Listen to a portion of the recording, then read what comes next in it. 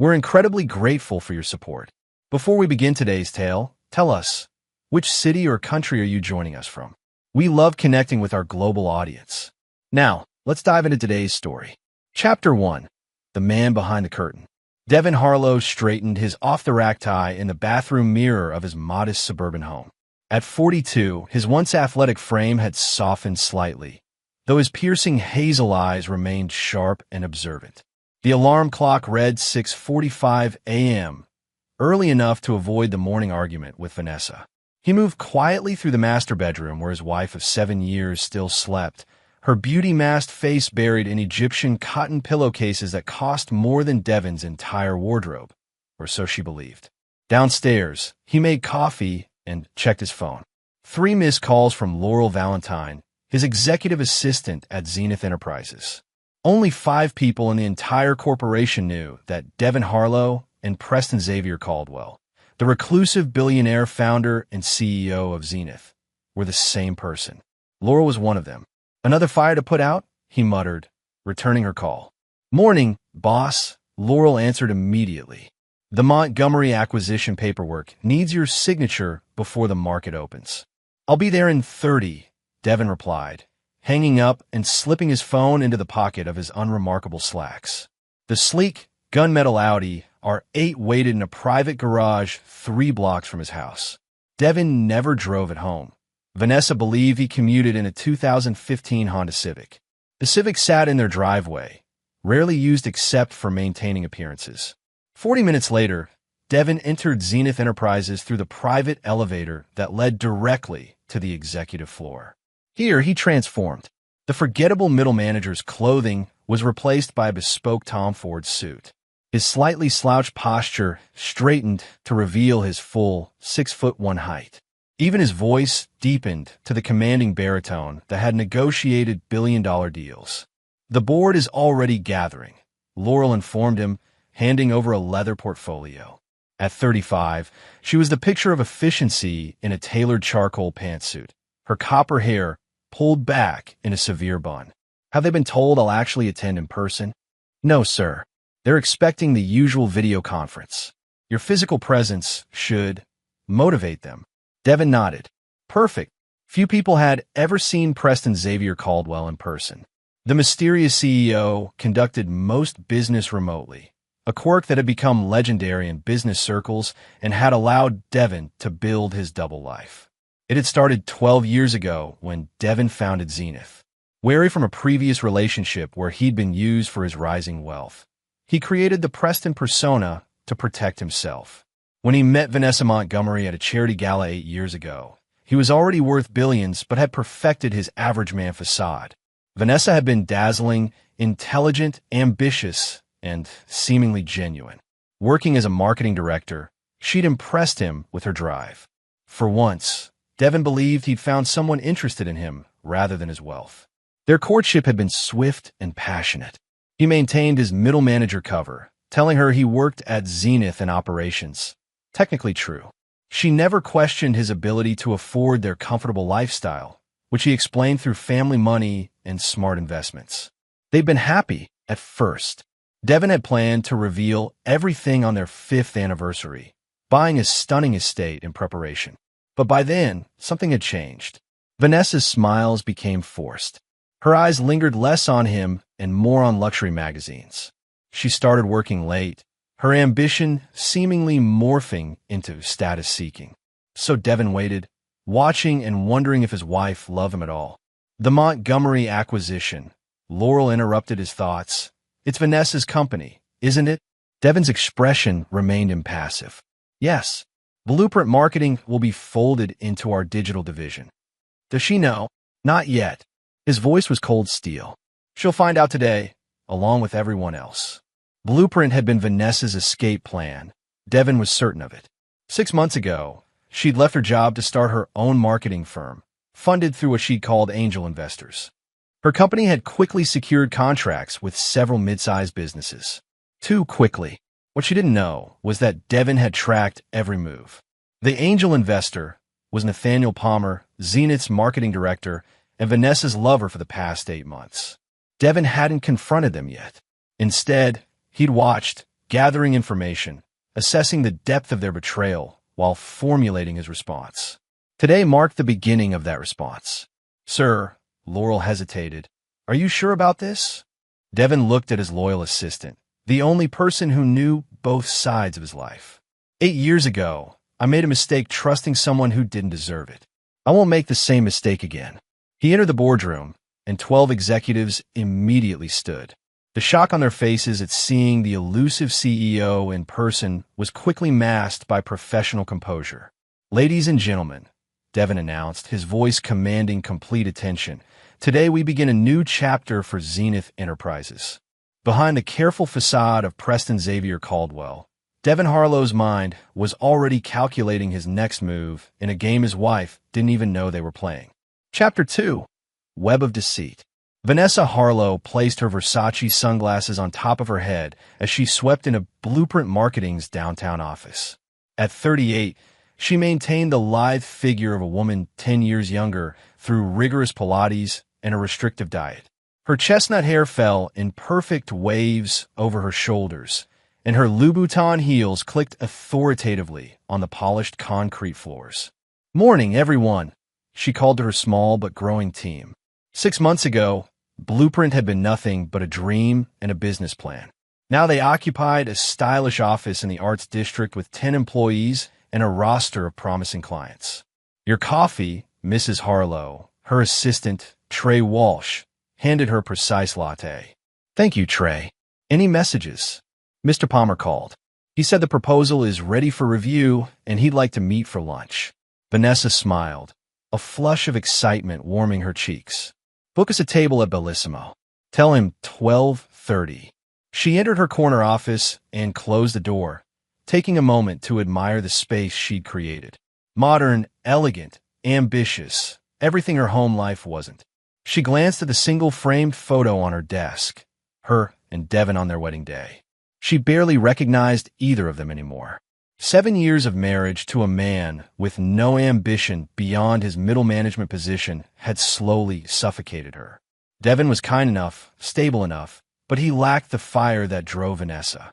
He seemed content with their comfortable but unexceptional life, rebuffing her every suggestion that he aim higher, apply for promotions, or consider starting his own business. "You could be so much more," she told him countless times. His usual response was a shrug and some platitude about being happy with what they had. Vanessa dropped into her ergonomic chair and unlocked her computer. The Blueprint logo, her design, pulsed on the screen. This company was her salvation, her escape route from a marriage that had become a prison of mediocrity. Her phone buzzed with a text from Nathaniel. "Can't wait to see you. I have news." Nathaniel Palmer had entered her life like a hurricane. As marketing director at Zenith Enterprises, he'd attended the same industry conference where Vanessa was representing her former employer. Their connection had been immediate, intellectual, professional, and intensely physical. Unlike Devin, Nathaniel understood ambition. He recognized her potential and, more importantly, valued it. Their affair had begun 3 weeks after that conference. Vanessa hadn't planned it. She'd never imagined herself as an unfaithful wife. But Nathaniel offered everything Devin didn't: excitement, passion, and a vision for the future. When Vanessa mentioned her dream of starting her own agency, Nathaniel hadn't hesitated.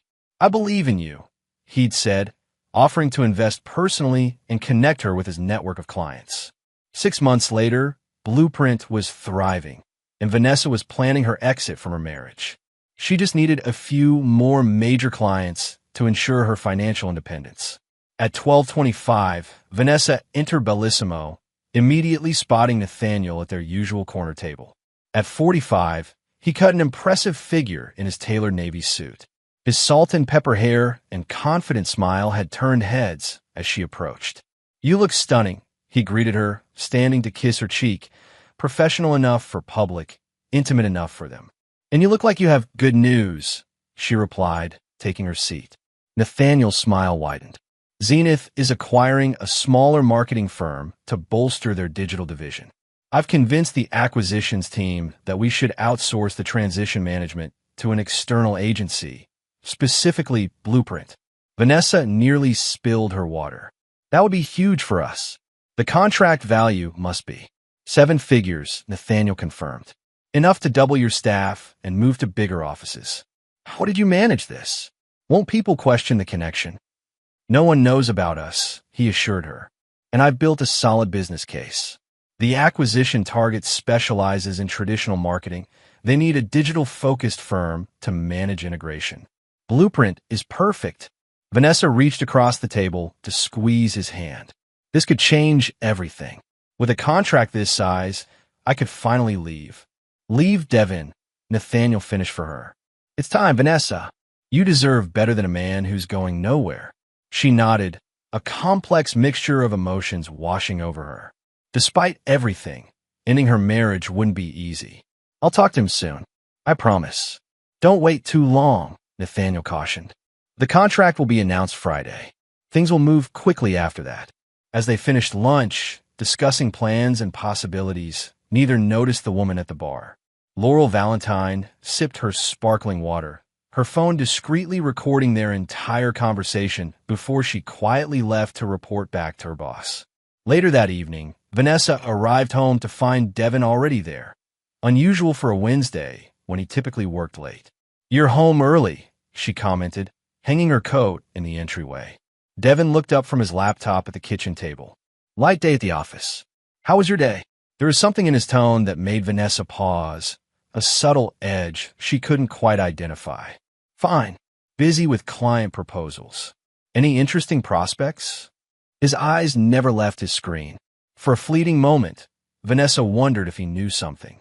She dismissed the thought. Devin was too unconnected, too uninvolved in her professional world to have any idea about her plans. Nothing worth boring you with, she replied, heading upstairs. I'm going to change. In their bedroom, Vanessa stared at her reflection in the full-length mirror. The woman looking back was successful, desirable, ambitious, everything she'd worked to become. She no longer fit in this house, in this marriage, with this man who had no vision for their future. Friday couldn't come soon enough. Once the Zenith contract was secured, she would finally tell Devin the truth about Blueprint success, about her dissatisfaction, about Nathaniel. She would finally be free. Downstairs, Devin closed his laptop, a cold smile playing at the corners of his mouth. Everything was proceeding exactly according to plan. Chapter 3. The Gathering Storm. Thunder rolled in the distance as Devin entered the exclusive Pinnacle Club on the 50th floor of Zenith Tower. The private elevator required both a key card and biometric scan, security measures that ensured the club remained accessible only to Seattle's ultra-elite. Here, the reclusive Preston Xavier Caldwell occasionally entertained business associates, though always in a private dining room rather than the main restaurant. Tonight, however, Devin had arrived as himself, his middle management attire exchanged for a subtle yet expensive charcoal suit that acknowledged his true status without broadcasting it. Roman Blackwell was already waiting at a corner table, nursing a glass of Macallan 25. At 65, Roman had been Devin's mentor since his early 20s, well before Zenith Enterprises existed. As Devin's former corporate law professor, then advisor, then friend, Roman was one of the few people who knew both Devin Harlow and Preston Caldwell were the same person. You look like hell, Roman greeted him, gesturing to the empty chair. Good to see you too, Devin replied, signaling the waiter for his usual bourbon. I assume this isn't a social call. Roman's shrewd eyes, still sharp behind designer frames, studied Devin's face. The acquisition paperwork looked solid. Blueprint will be absorbed with minimal disruption.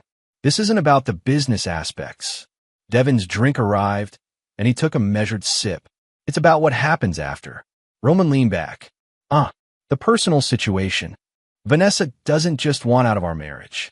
She and Palmer have been systematically building Blueprint using Zenith resources and contacts. Palmer has steered 3 major clients their way while on Zenith's payroll. Corporate espionage. Roman nodded. Clean-cut termination case. The board would agree, but this goes beyond business. Devin's voice remained controlled, but his grip on the crystal tumbler tightened. I need to handle this thoroughly. Roman sighed, the weight of decades of friendship in the sound. Remember when you created the Preston persona? You were so determined not to let your wealth define your relationships. I remember, Devin said quietly. And look where it got me. What exactly do you have planned for them? Devin slid a folder across the table. I've transferred 40% of my Zenith shares to a new holding company. I want you to manage the legal aspects. Everything needs to be airtight. Roman flipped through the documents, his eyebrows rising. This is comprehensive. You're sure about this? Completely. Devin's phone vibrated. He glanced at the screen to see a text from Laurel, P, and V meeting again. Audio surveillance active. Across town, Vanessa and Nathaniel sat in his sleek downtown condo, reviewing the final details of their plan over glasses of vintage Bordeaux. Once Blueprint secures the Zenith contract, we'll have established enough credibility to approach these major players, Nathaniel explained, indicating a list of potential clients. Within 6 months, you could triple your current revenue. Vanessa nodded, the excitement of their shared ambition warming her more than the wine. And once I'm free of Devin, we can take the next step, personally and professionally. Nathaniel covered her hand with his. I've waited my entire career for someone like you. Together, we could build something extraordinary. He'll be devastated, Vanessa said, a flicker of guilt crossing her features. Devin, I mean. For all his faults, he does love me. Love without ambition is just complacency, Nathaniel replied. You've outgrown him. It happens. I know. It's just, she hesitated. 7 years is a long time. 7 years of holding yourself back. Nathaniel refilled their glasses. Think about what you've accomplished in just 6 months away from his influence. Blueprint is already outperforming projections. Vanessa straightened, pushing away her momentary doubt. You're right. I need to focus on the future. Our future. Speaking of which, Nathaniel retrieved a small box from his desk drawer. I have something for you. Inside was a platinum key on a delicate chain. A key to your condo? Vanessa asked. My heart, my home, my future, Nathaniel confirmed with practiced sincerity.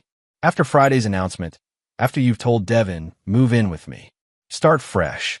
Vanessa let him fasten the necklace around her throat, the key resting cool against her skin. It's really happening, isn't it? Everything we've planned, he assured her. By this time next week, your new life begins. Neither of them noticed the tiny microphone hidden in the modern art sculpture Nathaniel had received as a client gift 2 weeks earlier. The following morning, Devin arrived at the Zenith executive floor at 5:30 a.m. Laurel was already at her desk, a comprehensive file waiting. Full surveillance transcript, she said without preamble, plus financial analysis of Blueprint's client acquisition patterns. Palmer has diverted approximately $2.3 million in potential Zenith business to them over 6 months. In the other matter, Laurel handed him a second, thinner file. The property transfer is complete. All utilities and services have been redirected as requested. Thank you. Devin's tone was professional, but the genuine appreciation in his eyes spoke to their years of trust. And the board meeting? Set for 10 a.m. Full attendance confirmed, including Palmer. Devin nodded, moving toward his office. Have security ready, but discreet. Sir, Laurel called after him. What about Mrs. Harlow? Will she be? She'll receive exactly what she deserves, Devin replied without turning around. Nothing more, nothing less. By 9:45, the Zenith boardroom had filled with executives in power suits, tablets ready, coffee cups steaming. Nathaniel Palmer sat confidently near the head of the table, reviewing presentation notes for his marketing department update. At precisely 10 a.m., the doors opened. The room fell silent as Preston Xavier Caldwell, a man many had never seen in person, strode in, followed by 2 security officers and Laurel Valentine. Good morning, Devin addressed the room, his Preston persona in full effect.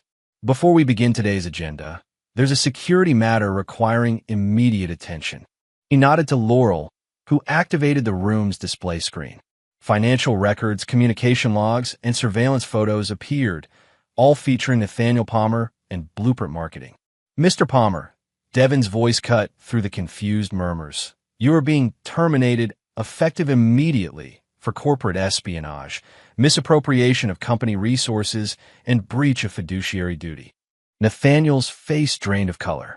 This is ridiculous. I don't know what you're talking about. You've diverted Zenith clients to Blueprint Marketing, a company owned by your romantic partner, while using Zenith resources to facilitate this transfer. You've also promised Blueprint insider information about our upcoming acquisition. Nathaniel stood abruptly. These accusations are thoroughly documented. Devin interrupted, gesturing to the screen where an audio recording began playing, Nathaniel's own voice describing the acquisition plans to Vanessa. The board members' expressions transformed from confusion to outrage. Corporate theft was the ultimate betrayal in their world. Security will escort you out, Devin continued calmly. Your access has been revoked. A detailed report has been provided to legal for potential criminal charges. As the security officers moved toward Nathaniel, the disgraced executive's shock transformed into fury. You can't do this. Who do you think you are? Devin merely watched as Nathaniel was escorted from the room, his protests echoing down the corridor. As for the acquisition, Devin addressed the remaining board members. We will proceed as planned, but Blueprint Marketing will no longer be involved in any capacity. In fact, he added, as of 9 a.m. this morning, Blueprint Marketing has been acquired by Zenith Enterprises through our subsidiary holding company. Back at Blueprint's offices, Vanessa was in the middle of a staff meeting when her assistant burst in. Mrs. Harlow, there are people from Zenith Enterprises here with legal documents. They're saying we've been acquired. Vanessa's world tilted. That's impossible. But the Zenith representatives were already entering, led by a severe-looking woman in a tailored suit. Mrs. Harlow? I'm Laurel Valentine, Chief of Staff to Preston Xavier Caldwell. I need you to review and sign these documents immediately. There must be some mistake, Vanessa protested, her voice shaking. We have no acquisition agreement with Zenith. Your investors signed the agreement this morning, Laurel replied, her tone leaving no room for argument. As a minority shareholder, you were outvoted. Vanessa grabbed her phone to call Nathaniel, but the call went straight to voicemail. She tried again with the same result. Mr. Palmer is no longer with Zenith Enterprises, Laurel informed her flatly. Now the documents, please. As the storm that had been threatening all morning finally broke outside, drenching Seattle in sheets of rain, Vanessa Harlow watched her carefully constructed dreams wash away in a flood of legal jargon and corporate power. At home that evening, she waited for Devin, rehearsing explanations and excuses. But he never arrived. Instead, her phone rang with an unfamiliar number. When she answered, her husband's voice came through, different somehow, colder and more authoritative than she'd ever heard it. Vanessa, don't expect me home tonight. Or any night. I believe tomorrow you'll be too busy dealing with Blueprint's transition to Zenith ownership to worry about our marriage. Devin, what are you talking about? How do you know about? Check your email. You'll find divorce papers waiting. I suggest you sign them without contest. It will be simpler for everyone. You can't just, but the line had already gone dead. Outside, lightning flashed across the sky, illuminating Vanessa's stunned face as she stood alone in the house that suddenly felt like it belonged to a stranger. Chapter 4. The Mask Slips. Rain pelted against the windows of the downtown penthouse as Devin loosened his tie and poured himself 3 fingers of bourbon. The floor-to-ceiling windows offered a panoramic view of Seattle's skyline, lights blurred by the downpour. This was his real home, not the modest suburban house where he'd played at being ordinary with Vanessa. His phone vibrated. 17 missed calls from his wife. A text message appeared. Where are you? We need to talk right now. Devin silenced the device and tossed it onto the leather sofa. Tonight, he would allow himself this moment of quiet rage, of controlled destruction. Tomorrow, the real work would begin. The intercom buzzed. Mr. Caldwell, Roman Blackwell, is here to see you, announced the security desk. Send him up. Minutes later, Roman entered the penthouse, shaking water from his overcoat. Quite the day you've had, he observed, accepting the glass Devin offered. I assume from your location that the marriage charade is officially over? She doesn't deserve any more of my time, Devin replied flatly. And yet, you've dedicated considerable resources to orchestrating her downfall. Roman settled into an armchair. The blueprint acquisition was unnecessarily complex from a business perspective. You could have simply fired Palmer and moved on. This isn't business. This is personal, which is precisely my concern. Roman's voice carried the weight of decades of friendship. Revenge rarely brings the satisfaction one hopes for. This isn't about satisfaction, Devin countered. It's about consequences. They made their choices. Now they face the results. A notification chimed on Devin's laptop. He opened it to find security camera footage from his suburban home. Vanessa pacing frantically, phone pressed to her ear, occasionally throwing items against the wall in frustration. You're still monitoring her, Roman noted. Knowledge is power. Devin closed the laptop. She betrayed me with my own employee, used my company's resources to build her escape plan, and was prepared to leave me with nothing but humiliation. Roman studied his friend's face. You loved her once. I loved who I thought she was. Devin's jaw tightened. That person never existed. The conversation was interrupted by Devin's phone ringing again. Not Vanessa this time, but Laurel. Sir, there's a situation at your residential address. Mrs. Harlow appears to be destroying property. Neighborhood security has been alerted by concerned neighbors. Let her, Devin replied coldly. Document everything for the divorce proceedings.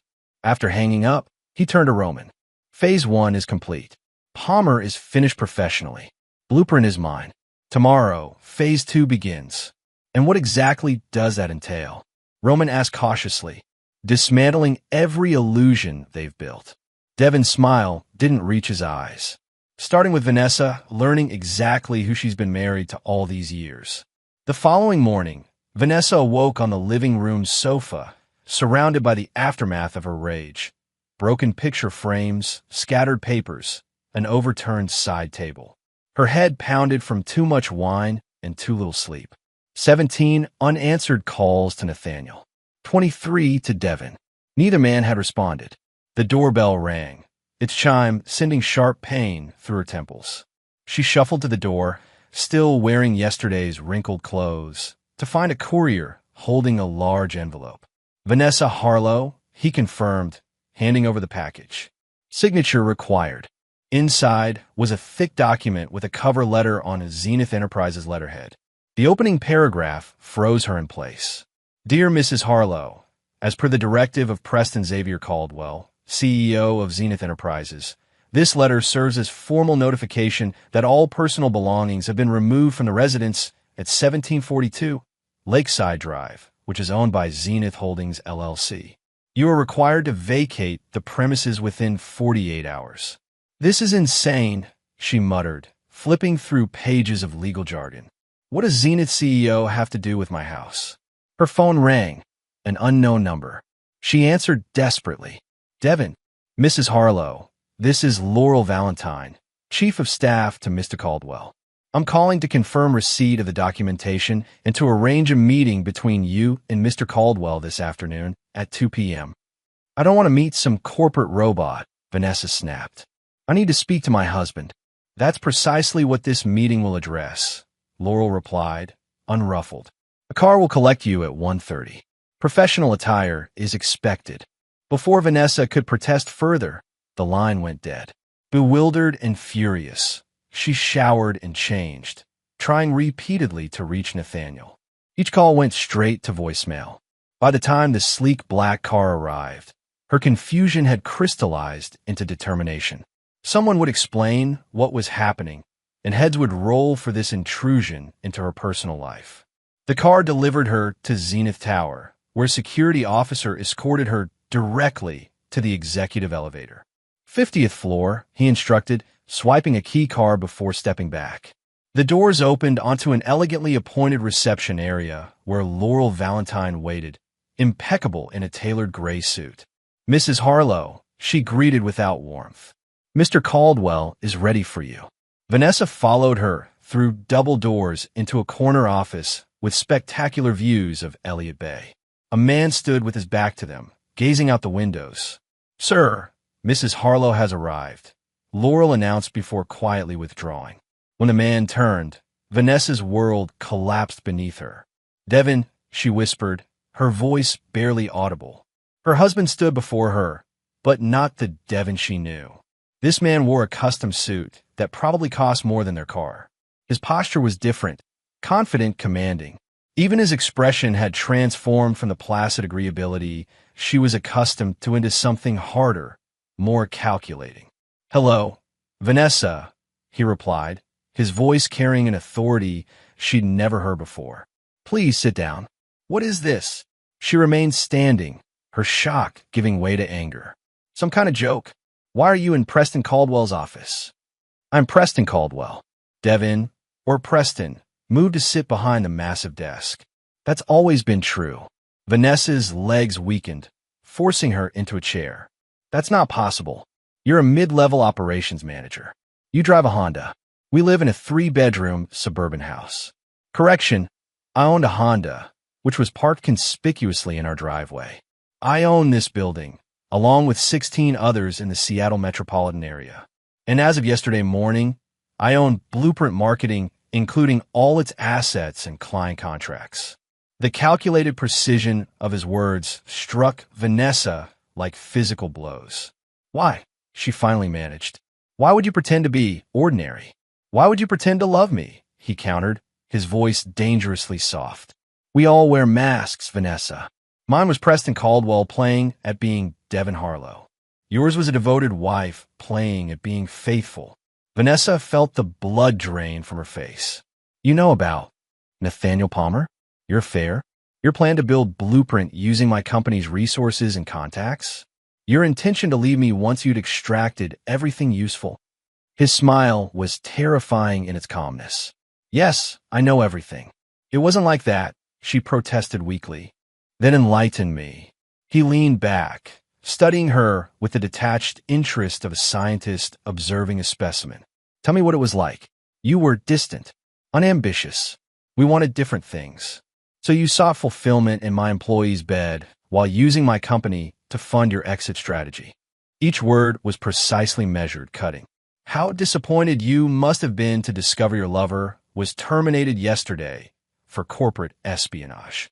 Vanessa surged to her feet. "You had no right." "I had every right." His voice remained calm, which somehow made it worse. "As CEO of Zenith Enterprises, I have a fiduciary responsibility to address theft of company resources. As your husband, I had a reasonable expectation of fidelity." "This is why you've been so passive all these years," Vanessa realized, her anger building. "You were playing some sick game, testing me." "No game, Vanessa. I simply wanted someone who loved me for myself, not my wealth or position. Clearly, you couldn't even love the man you thought I was." The full magnitude of her situation began to register.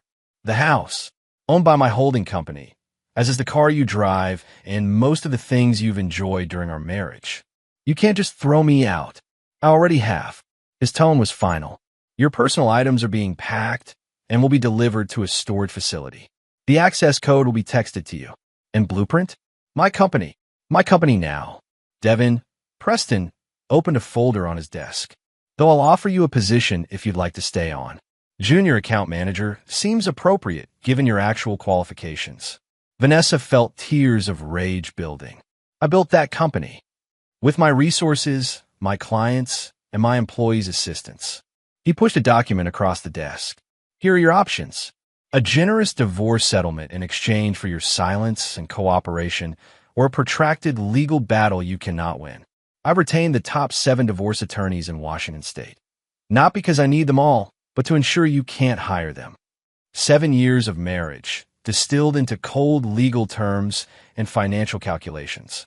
The Preston before her bore no resemblance to the Devin she'd married, or thought she'd married. "You know, I was going to tell you everything on our 5th anniversary, he said, his tone softening slightly. "I had plans, a new house, travel, perhaps children. Then I noticed how you began to look at me, not with love, but with disappointment, like I was a project that had failed to meet expectations." For a moment, Vanessa glimpsed the man she'd once loved, vulnerable, genuine. Then his expression hardened again.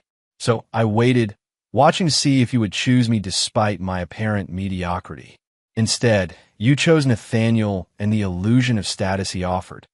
You lied to me for 7 years, Vanessa countered, finding her voice.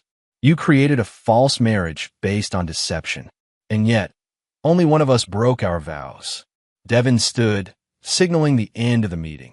Review the settlement offer. You have 48 hours to decide. As Laurel appeared to escort her out, Vanessa turned back. Does it make you feel powerful? Destroying everything I've worked for?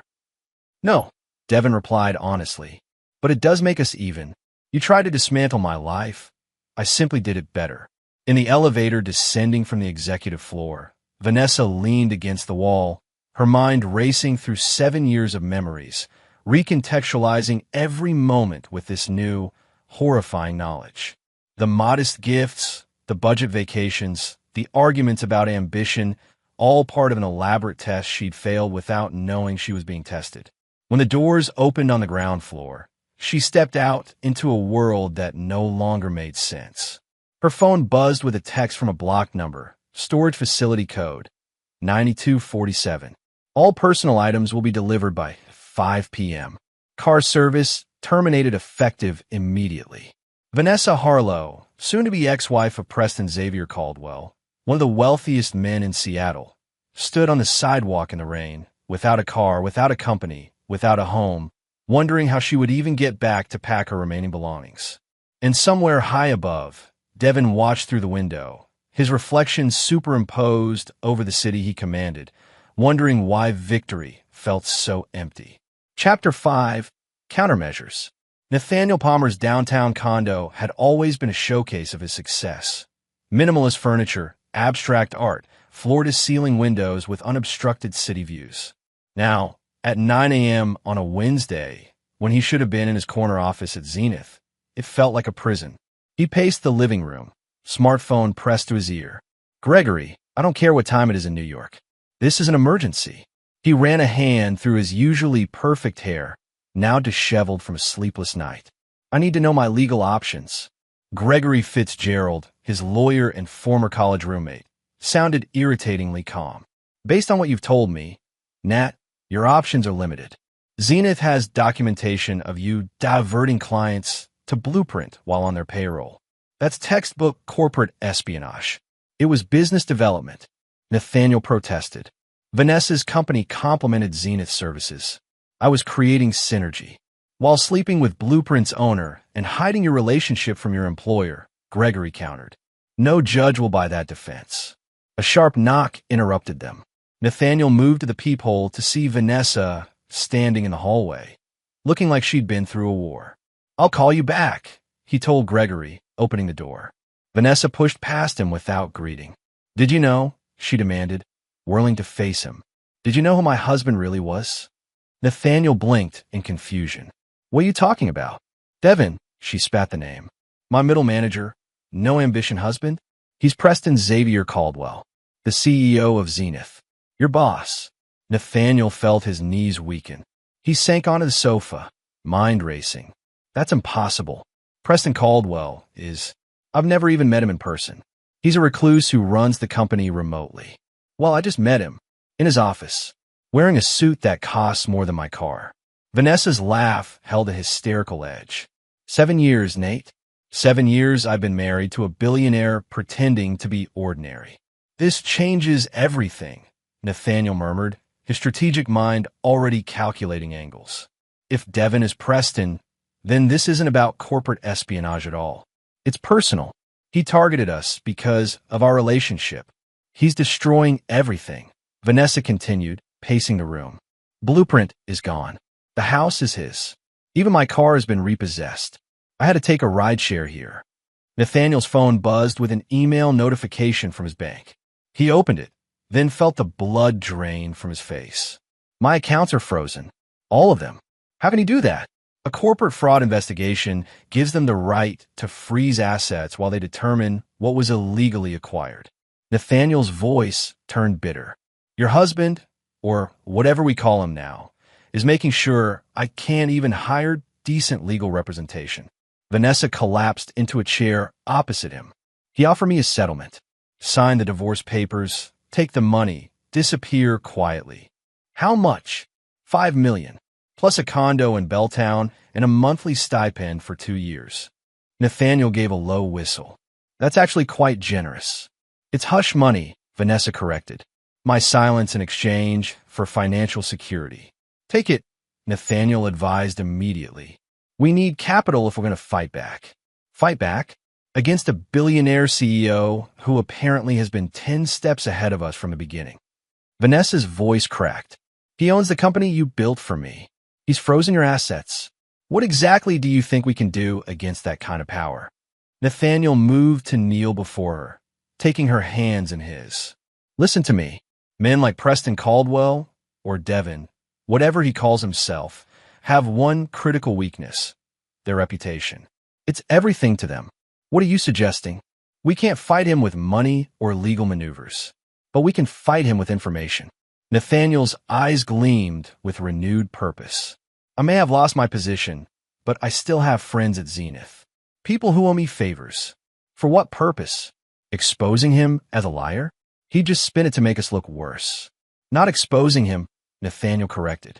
Leveraging what we know. If Preston Caldwell has been living a double life for years, there must be business implications. Shareholders who weren't informed. Board members kept in the dark. Vanessa's expression shifted as she caught his meaning. Blackmail? I prefer to call it negotiation. Nathaniel smiled thinly. Take the settlement. Get the money. Meanwhile, I'll activate my network. We need to find his vulnerability. Everyone has one. He'll come after us even harder. Only if he knows we're coming. Nathaniel squeezed her hands. Trust me, Vanessa. This isn't over. Across town, in Devin's penthouse office, Laurel Valentine provided her morning briefing. Palmer's accounts have been frozen as directed. The security team reports Mrs. Harlow arrived at his residence approximately 40 minutes ago. Devin nodded, reviewing financial projections for the newly acquired Blueprint client list. Any unusual communications from either of them? Palmer contacted his attorney in New York at 9:02 a.m. Standard panic call about his legal options. Nothing actionable. Laurel hesitated. Sir, if I may speak freely? Always. This level of surveillance exceeds standard corporate security protocols, even for fraud cases. The personal monitoring especially, it has potential legal implications. Devin looked up, his expression unreadable. Your concern is noted. Discontinue the direct surveillance on Palmer's residence. Maintain standard digital monitoring only. And Mrs. Harlow? A muscle twitched in Devin's jaw. Standard divorce protocols. No special measures. Laurel nodded, making notes. The settlement offer you extended is quite generous given the circumstances. It's not about the money, Devin replied. It's about efficiency. A quick, quiet divorce serves my purposes better than a protracted battle. And if she doesn't accept, she will. Devin's certainty was absolute. Vanessa is practical above all else. She'll calculate her odds and take the sure thing. After Laurel departed, Devin allowed himself a rare moment of reflection. The familiar emptiness that had haunted him since discovering Vanessa's betrayal hadn't diminished with his retribution. If anything, it had deepened. His intercom buzzed. Mr. Caldwell, Roman Blackwell, is calling. Put him through. Devin switched the call to speaker. I've just received an interesting call. Roman's voice filled the office.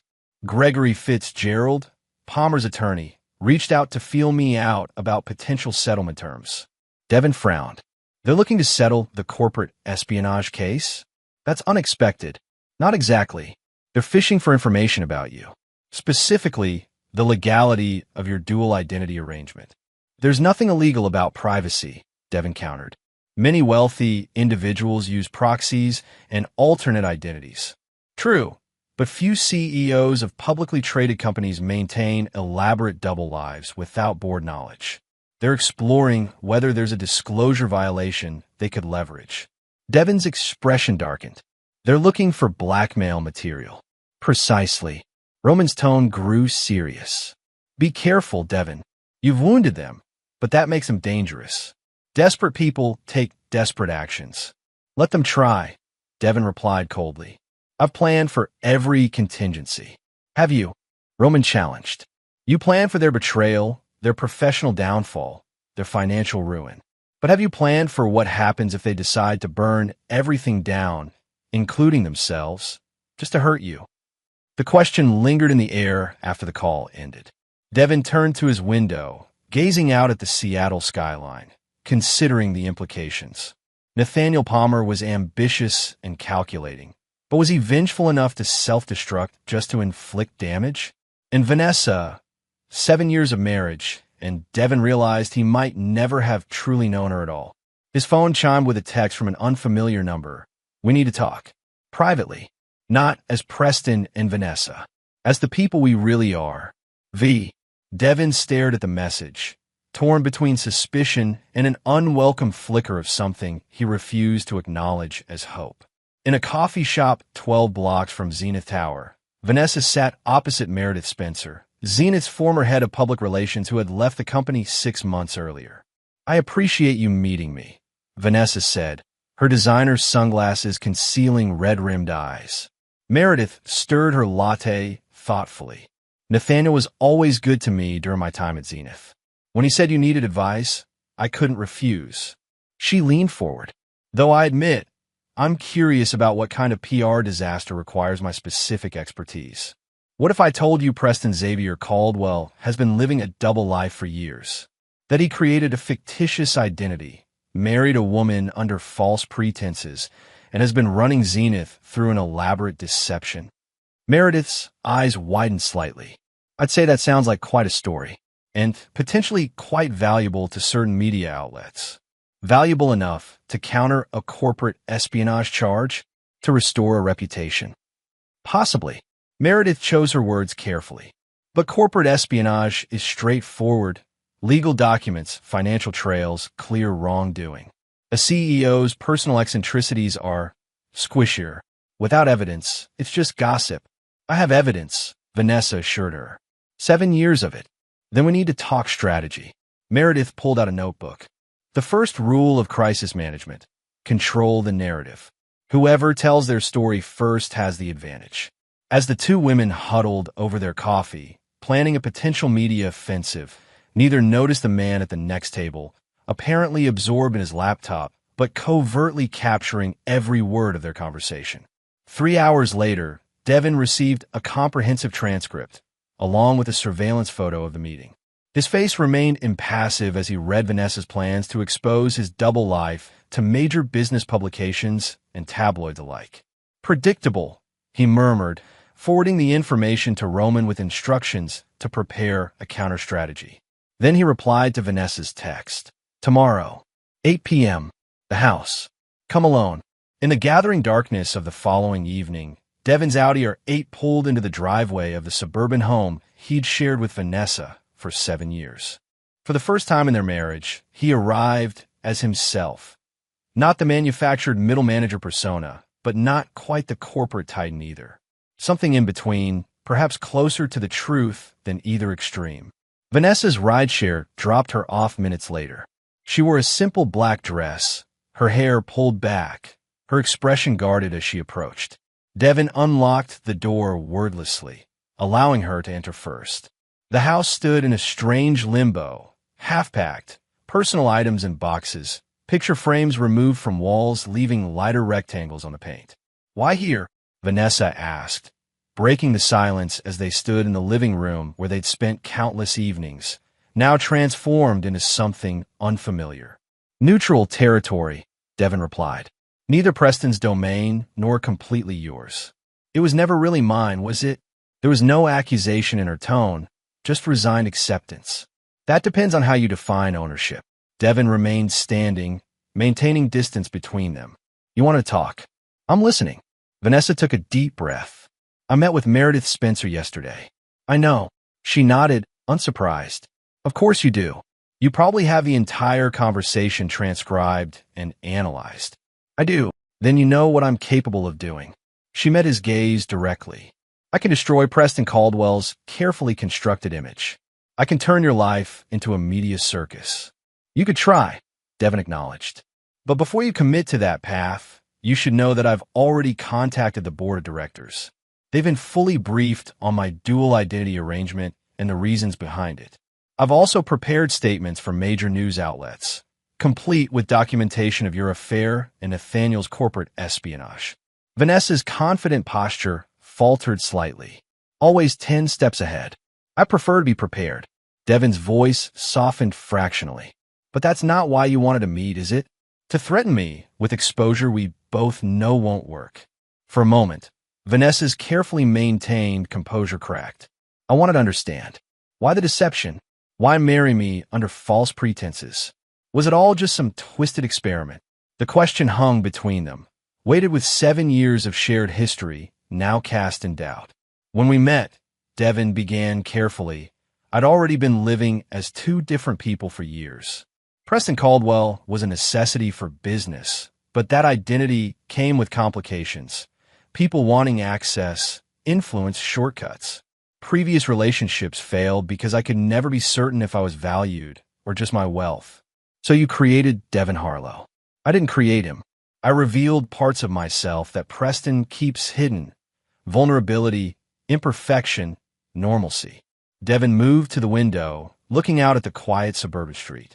When you agreed to marry Devin, a man with a modest income and ordinary prospects, I believed I'd found someone who valued me for myself. I did love you, Vanessa said quietly. At the beginning, what changed? You were complacent, content with mediocrity. She shook her head. I kept waiting for you to want more, to strive for something greater. Instead, you seemed almost passive about life, like you were just going through the motions. Because Preston was where I channeled my ambition, Devin admitted. Devin was my respite, not my battlefield. We never really knew each other at all, did we? Vanessa's laugh held no humor. I fell in love with half a person, and you fell in love with someone who only existed in relation to that half. Devin turned to face her. Where does that leave us now? With a choice. Vanessa straightened, recovering her composure. We can destroy each other publicly, creating a spectacle that benefits neither of us. Or we can end this quietly, salvaging what we can from the wreckage. The settlement offer stands, Devin said. It's fair, perhaps more than fair, given the circumstances. And Blueprint? My company will be absorbed into Zenith's digital division. The name and brand will be retired. Vanessa flinched slightly at the finality of his words. And Nathaniel? That depends on him. Devin's tone hardened. His accounts remain frozen, pending investigation. If he pursues legal action or media exposure, we'll prosecute to the fullest extent. If he disappears quietly, we may be more lenient. You've thought of everything, Vanessa observed, a hint of admiration mixing with her resentment. Not everything. Devin's gaze held hers. I never anticipated loving someone who could betray me so completely, or feeling this, hollow after winning. The unexpected vulnerability in his admission hung between them, a bridge neither was willing to cross. I'll sign the papers, Vanessa finally said. No media, no lawsuits, no further contact. A clean break. Thank you. The words sounded inadequate even to Devin's ears. As Vanessa moved toward the door, she paused, turning back one last time. For what it's worth, I'm sorry. Not just for the affair, but for never really seeing you, whichever version was the real one. Devin remained silent, watching as she walked out of the house and out of his life. Only after her rideshare disappeared down the street did he allow himself to whisper the truth to the empty room. I'm not sure I knew which version was real either. Chapter 6. The Breaking Point. The Seattle skyline glittered beneath a rare, cloudless night as Nathaniel Palmer stood on his condo balcony, tumbler of scotch in hand, watching his life unravel in real time. His phone lay on the glass table beside him, open to an email from his attorney that confirmed his worst fears. Zenith's legal team had compiled enough evidence to pursue criminal charges for corporate espionage and intellectual property theft. The sliding door opened behind him. Vanessa stepped out, wrapped in one of his cashmere throws. 3 weeks had passed since her confrontation with Devin, with Preston, in their former home. 3 weeks of living in Nathaniel's increasingly tense domicile, watching his confidence erode with each new legal threat. Gregory called again, she said quietly. He wants your decision by morning. Nathaniel drained his glass. There is no decision. The plea deal is the only option unless I want to risk prison. The terms were brutally simple. Nathaniel would admit to corporate espionage in a private settlement, agree to a 5-year non-compete clause covering the entire West Coast, and forfeit his Zenith stock options valued at approximately $3.7 million. In exchange, Zenith would not pursue criminal charges. What about your contacts in New York? Silicon Valley? Vanessa pressed. Surely someone would hire you based on your track record. My track record now includes corporate theft. Nathaniel's laugh was hollow. Besides, Preston Devon, whatever he calls himself, has made sure word has spread throughout the industry. I'm toxic. Vanessa leaned against the railing, her face illuminated by the city lights below. I signed the divorce papers yesterday. The settlement cleared this morning. Nathaniel turned sharply. You took his deal? Without telling me. $5 million, Nate. A condo in Belltown. Financial security. She met his accusatory gaze steadily. What was I supposed to do? Keep fighting a war we can't win. We agreed to stand together, to find leverage. And what leverage have we found? Vanessa challenged. Meredith can't help us. Your attorney says we're screwed. Meanwhile, your accounts are still frozen, and we're burning through your remaining cash reserves paying legal fees. Nathaniel slammed his glass down. So that's it? You're abandoning our plans? Abandoning me? I'm being realistic. Vanessa's voice hardened. My husband, ex-husband, is worth billions, controls one of the largest tech companies in the Northwest, and has apparently been playing chess while we've been playing checkers from the beginning. And now you're taking his blood money. I'm securing my future. Vanessa wrapped the throw tighter around her shoulders. Something you should consider doing instead of drowning in scotch and revenge fantasies. Nathaniel stared at her, as if seeing her clearly for the first time. You're exactly like him, aren't you? Calculating. Cold. Always looking for the advantage. Maybe that's why we were married for 7 years. Vanessa turned to go back inside, then paused. Sign the plea deal, Nate. Take what's being offered. Then we can start rebuilding. We? He echoed incredulously. You think there's still a we after you've capitulated to him? That depends on whether you're smart enough to recognize when you're beaten. With that, she disappeared into the condo, leaving Nathaniel alone with the night and his dwindling options. Inside, Vanessa retreated to the guest bathroom where she'd been sleeping for the past week as Nathaniel's drinking and paranoia had intensified. She pulled out her phone and dialed a number she'd memorized from the settlement paperwork. Valentine answered the crisp, professional voice of Devon's chief of staff. It's Vanessa Harlow. I need to speak with him. A brief pause. 1 moment. Seconds later, Devon's voice came through. This is unexpected. Palmer is falling apart, Vanessa said without preamble. The plea deal, the asset freeze, the industry blacklisting, it's working. Maybe too well. Explain. He's drinking heavily, becoming erratic, making threats. Vanessa kept her voice low. I'm concerned about what he might do if pushed further. That sounds like a personal problem, not a business one. It becomes your business problem if he decides he has nothing left to lose. Vanessa took a deep breath. I'm not asking you to stop. Just ease up slightly. Let some of his liquid assets free so he can pay his bills. Give him a path forward, however narrow. A long silence followed. Why are you telling me this? I thought you two were united against me. I signed the divorce papers. I took the settlement. I made my choice. Vanessa closed her eyes, exhaustion evident in her voice. Despite everything, I don't want to see him destroyed completely. Or perhaps you're playing both sides, Devon suggested, his tone neutral, warning me about his instability while encouraging it behind the scenes. Believe what you want. I've done what I can. Vanessa ended the call before he could respond. In his penthouse office, Devon stared at the silent phone, conflicting emotions warring within him. Victory should have felt sweeter than this. Seeing his adversaries crumble, watching Vanessa choose self-preservation over loyalty to her lover. Instead, a nagging emptiness persisted, along with an unwelcome whisper of doubt. Was that Mrs. Harlow? Laurel asked from the doorway, a stack of contracts in her arms. Yes. Devon set the phone down. She suggests Palmer is becoming unstable under pressure. That aligns with our intelligence. Laurel placed the contracts on his desk. He missed his last 2 appointments with his attorney. Building security reports he hasn't left his condo in 4 days. Release half of his personal checking account funds, Devin instructed after a moment's consideration. Enough to cover basic living expenses, nothing more. And postpone the plea deal deadline by 48 hours. Laurel raised an eyebrow, but made a note without comment. Not out of mercy, Devin clarified, more to himself than to her. Strategic de-escalation. We want him broken, not desperate. Of course, sir. Laurel hesitated. There's one other matter.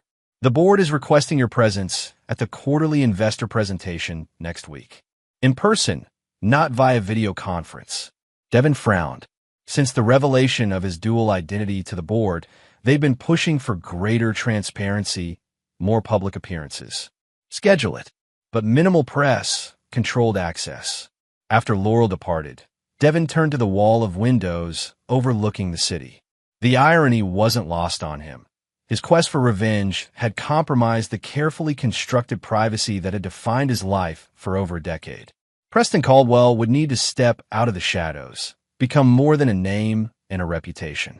His phone buzzed with a text from Roman. Dinner tonight?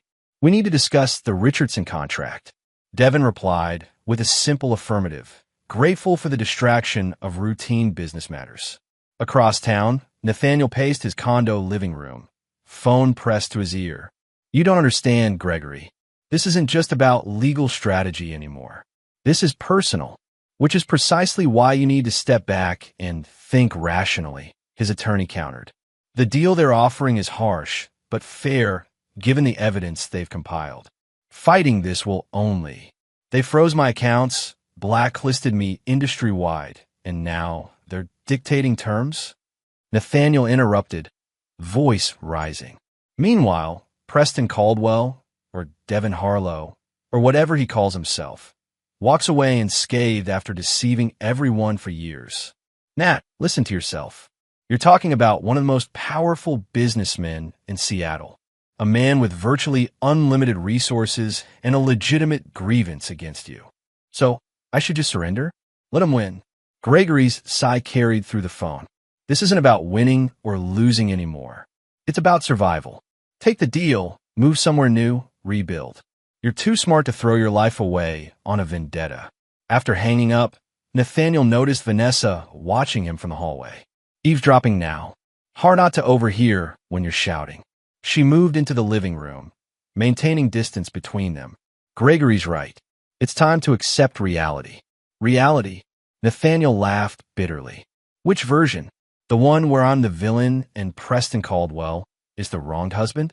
Or the truth that he manipulated everyone, including you, for years? Both can be true simultaneously, Vanessa said quietly. He deceived me about his identity.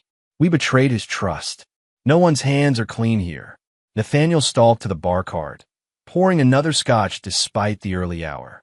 Check your bank account. You'll find your settlement has cleared. 5 million pieces of silver for your cooperation. Don't do this, Nate. Vanessa's voice softened. Don't turn me into the enemy. We can still salvage something from this mess. Can we? He turned to face her, tumbler clutched too tightly in his hand. Because from where I'm standing, you've already chosen your side. Practical Vanessa, always calculating the best angle, the safest path. That's not fair, isn't it? You slept with me while married to him. Now you're taking his money while claiming to stand by me. Nathaniel's eyes narrowed. How do I know you're not reporting everything back to him? Maybe that's part of your settlement agreement. Keep tabs on the loose cannon. Vanessa's expression hardened. You're drunk and paranoid. This conversation is pointless. As she turned to leave, Nathaniel grabbed her arm. Did you ever really care about me at all? Or was I just your ticket to freedom from a mediocre marriage? Let go of me. Her voice was ice. Answer the question. Yes, I cared about you. Vanessa wrenched her arm free. But right now, I barely recognize you. Something inside Nathaniel snapped. You know what the worst part is? Not losing my job or my reputation. It's realizing that nothing was real. Not your love for me. Not your marriage to him. You're both just users, manipulating people to get what you want. Vanessa's palm connected with his cheek, the crack of the slap echoing in the silence that followed. For several heartbeats, they stared at each other, mutual recognition of a point of no return. "I'm leaving," she finally said, her voice steady despite the trembling in her hands. "You need help, Nate. Professional help. Running back to the billionaire already?" His smile was ugly, eyes fever-bright. "Or just to his money?" "Goodbye, Nathaniel." She moved toward the bedroom to collect her things. "This isn't over," he called after her. "He doesn't get to destroy me and walk away. Neither do you." Vanessa paused, turning back with a mixture of pity and fear. "It is over. The only question is how much more damage you'll do to yourself before you accept that." 2 hours later, Vanessa sat in a pristine hotel suite, her hastily packed suitcases stacked by the door. The settlement had specified a condo in Belltown, but the paperwork was still being processed. For now, the Four Seasons would do, an ironic return to luxury after weeks in Nathaniel's increasingly chaotic apartment. Her phone buzzed with a text from an unknown number. "I know what you did. Both of you will pay. Check your email." Seconds later, an email arrived containing a single video file. Vanessa's blood ran cold as she played it. A recording of her phone conversation with Devin from the previous night, captured by what must have been spyware on her device. "Betrayed twice," read the accompanying message. "First your husband, now your lover. You really are consistent, Vanessa." With shaking hands, she called Devin. "Yes," he answered, clearly in the middle of something. "Palmer has gone completely off the rails," she said without preamble. "He's been monitoring my calls. He recorded our conversation." A beat of silence. "What exactly does he have?" "Me warning you about his instability. He's interpreting it as a betrayal." "Where are you now?" "Four Seasons. Room 1142. I left his apartment a few hours ago." "Stay there. I'll send security." Devin's voice was all business. "Has he made any specific threats?" "Just vague ones. But he's not rational anymore, Devin. This isn't about money or reputation now. It's about revenge. I'm familiar with the concept." The cold edge in his tone sent a chill through her. "Forward me everything he's sent you. Don't respond to him directly." After hanging up, Vanessa sat on the edge of the king-size bed, staring at her reflection in the mirror across the room. The woman looking back was almost unrecognizable. Designer clothes replaced by comfortable basics, perfect makeup abandoned, eyes shadowed with exhaustion and fear. 7 weeks ago, she'd been Vanessa Harlow, wife of an unambitious middle manager, secretly planning her escape to a new life of independence and passion. Now she was Vanessa Harlow, soon-to-be ex-wife of a billionaire CEO, hiding in a hotel room from her increasingly unstable former lover. How quickly the illusion of control had shattered. At Zenith Tower, Devin reviewed the materials Vanessa had forwarded, the recorded call, the threatening messages, the timeline of Palmer's deterioration. The clinical detachment he'd maintained throughout this ordeal was becoming difficult to sustain. What had begun as calculated retribution had evolved into something messier, less controlled. "Laurel," he called over the intercom. "Contact security. I want a detail assigned to the Four Seasons, room 1142. Then give me everything we have on Palmer's recent communications, movements, financials, anything that might indicate his next move." "Yes, sir. And shall I alert the authorities about the threats?" Devin hesitated. Police involvement would create public records, potential media attention. "Not yet. Let's handle this internally for now." As night fell over Seattle, 3 people remained awake, locked in a triangle of tension and consequence. Vanessa in her hotel room, jumping at every sound in the corridor. Devin in his penthouse office, reviewing security protocols and contingency plans. And Nathaniel, hunched over his laptop in his darkened condo, composing an email to Zenith's board of directors with a subject line that would ensure its immediate attention. Preston Xavier Caldwell's criminal fraud and SEC violations. What you need to know. The chess game had become a knife fight, and blood would inevitably be drawn. Chapter 7. Desperate Measures. Dawn broke over Seattle with a muted glow of early autumn light filtering through persistent cloud cover. In his penthouse, Devin had not slept. The night had been consumed by emergency conferences, first with Zenith's legal team, then with Roman and the company's head of security, finally with select board members whose support would be crucial in the coming storm. Nathaniel Palmer's email to the board had been comprehensive, meticulously sourced, and potentially devastating. While living a double life wasn't illegal in itself, Palmer had identified several instances where the deception potentially crossed into securities fraud territory.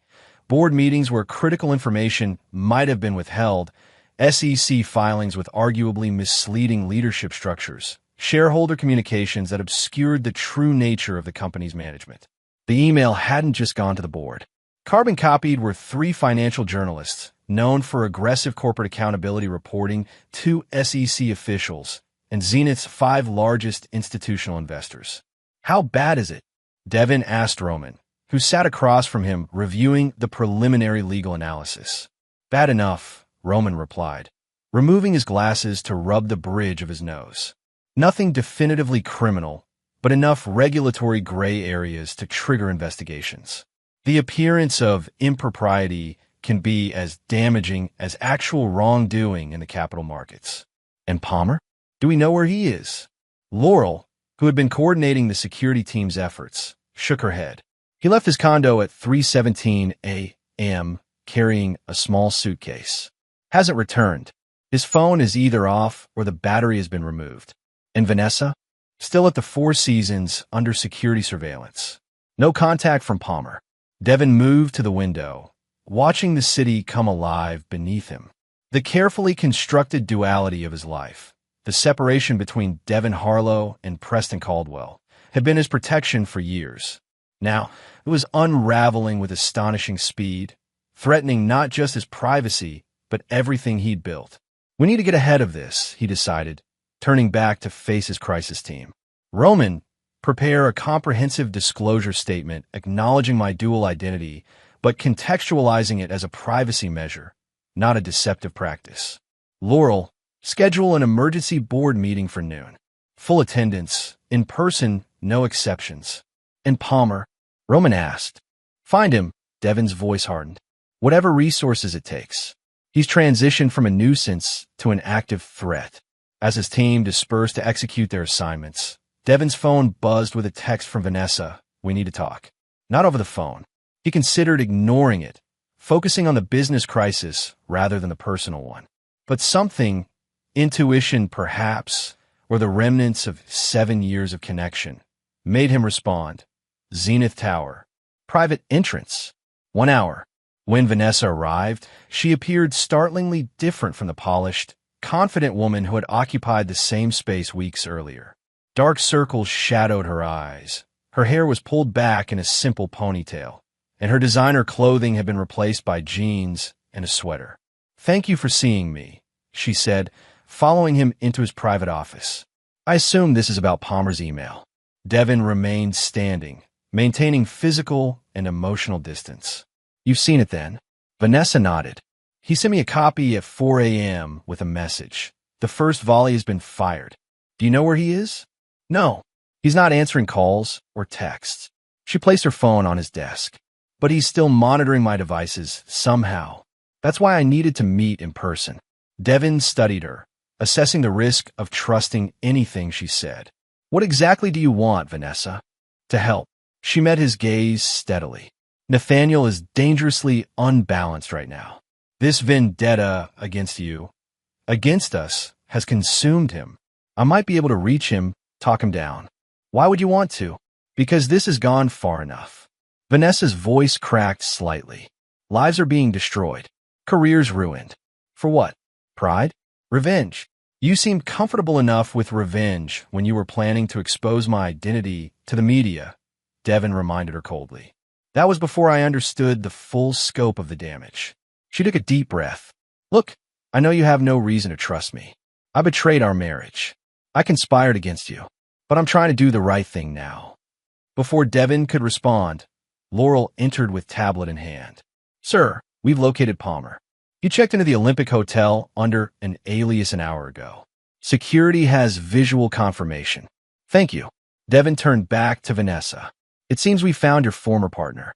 "Let me talk to him," Vanessa urged. before your security team or the authorities intervene. He might listen to me. And why would I trust you to do that rather than warn him? Because contrary to what you both seem to believe, I'm not just a manipulative opportunist. Vanessa's eyes flashed with genuine anger. Yes, I made terrible choices. Yes, I betrayed you. But I'm trying to prevent further destruction now. Devin studied her for a long moment, weighing variables, calculating risks. You'll wear a wire. Security will be nearby. One chance, that's all you get. Fine. Vanessa nodded, relief evident in her posture. When? Now. Devin turned to Laurel. Make the arrangements. I want this contained before the board meeting. 40 minutes later, Vanessa stood outside room 847 at the Olympic Hotel, a discreet earpiece connecting her to Devin and his security team positioned throughout the corridor and adjacent rooms. She took a deep breath and knocked. Seconds passed with no response. She knocked again, more insistently. Nate, it's me. I know you're in there. The door opened a crack, security chains still engaged. Nathaniel's bloodshot eyes peered through the gap. How did you find me? You copied me on your email, remember? I figured you'd want to watch the fallout from somewhere comfortable. Vanessa kept her voice calm. Can we talk? After a moment's hesitation, he closed the door, unlatched the chain, and reopened it wider. Come in, but leave your phone outside. I didn't bring it. Vanessa entered the suite, noting the laptop surrounded by printouts on the desk, the half-empty bottle of scotch, the rumpled bed where he'd clearly been working through the night. You look terrible. Destroying a billionaire is exhausting work. Nathaniel's smile was brittle, but effective. The board is in panic mode. 2 journalists have already called for statements. By market close, Preston Caldwell's empire will be cracking at the foundations. And what will that accomplish, Nate? Besides mutual destruction? Justice. He poured himself another drink with unsteady hands. He tried to erase me professionally. I'm returning the favor. Vanessa moved closer, careful to keep her tone non-confrontational. The SEC investigation you're trying to trigger will take months, possibly years. Meanwhile, your legal problems remain. Your accounts are still frozen. Your reputation is still damaged. Worth it. Nathaniel took a long swallow of scotch. You should see his face when the mighty Preston Xavier Caldwell is led out of Zenith Tower in handcuffs. That's not going to happen, and you know it. Vanessa reached for his arm. He has the best lawyers in the country, the resources to fight this indefinitely. All you're doing is ensuring your own downfall. Nathaniel jerked away from her touch. Why are you defending him? After everything he did to you, I'm not defending him. I'm trying to save you from yourself. Vanessa's frustration crept into her voice. This obsession is destroying you, Nate. Obsession? He laughed harshly. That's rich coming from you. Tell me, did he send you here? Is this another part of your settlement agreement? Play the concerned ex-lover. Talk me down. No one sent me. The lie came smoothly, necessary in the moment. I'm here because I care what happens to you, despite everything. Nathaniel studied her face, doubt and desperation warring in his expression. If you cared, you wouldn't have chosen his money over me. I chose survival, Vanessa corrected. Something you should consider. It's not too late to negotiate, to find a way out that doesn't end with you penniless and unemployable. You mean surrender. Nathaniel turned away, moving to the window to stare out at the Seattle skyline, Zenith Tower visible in the distance. I can't do that. Not anymore. Then what's your endgame here? What's the best possible outcome you're hoping for? Him ruined. You. He hesitated, glancing back at her. You free from his influence. Vanessa felt a chill at the intensity in his gaze. I am free. I've signed the divorce papers. I've taken the settlement. That chapter is closed. Is it? Nathaniel moved toward her with sudden purpose. Or are you still his puppet? His spy? Before she could react, he grabbed her arm, his fingers digging painfully into her flesh. What is this? A wire? A tracker? His free hand moved to her collar, yanking it aside to reveal the small microphone taped beneath her collarbone. You lying bitch, he whispered, the betrayal in his eyes hardening into something dangerous. You never stopped working for him, did you? In a monitoring room down the hall, Devin tensed as the audio feed, captured Nathaniel's discovery. "Move in now," he ordered the security team. Vanessa struggled to free herself from Nathaniel's grip. "You're hurting me. Let go. How much is he paying you for this performance?" Nathaniel demanded, backing her against the wall. "How much to betray me again?" "This isn't about money," Vanessa insisted, fear rising as she saw no recognition in his eyes, just blind rage. "It's about ending this nightmare before anyone else gets hurt." "Too late for that." Nathaniel released her abruptly, moving to his laptop. "I've already set things in motion that can't be stopped. Even if they arrest me now, the damage is done." "What are you talking about? What else have you done?" Before he could answer, the door burst open. 2 security officers entered, followed by Devin himself. "Palmer," Devin addressed him calmly despite the tension radiating from his posture. "Step away from the computer." Nathaniel laughed, a sound devoid of humor or sanity. "The great Preston Caldwell, gracing me with his presence. Or is it Devin Harlow today? I get confused with your multiple personalities." "It's over," Devin stated simply. "The board has been fully briefed on my dual identity arrangement. The SEC has received our voluntary disclosure statement. Your attempt to create a scandal has failed." "Has it?" Nathaniel's smile turned predatory. "Check your phone. The financial press should be calling any second now." Devin's phone buzzed on cue. He ignored it, keeping his focus on Palmer. "Whatever you've done, we can contain it. But this ends now. You still don't get it, do you?" Nathaniel shook his head. "This was never just about exposing your dual identity. That was just the opening act." "What are you talking about?" Vanessa asked, edging toward Devin as Nathaniel's erratic behavior escalated.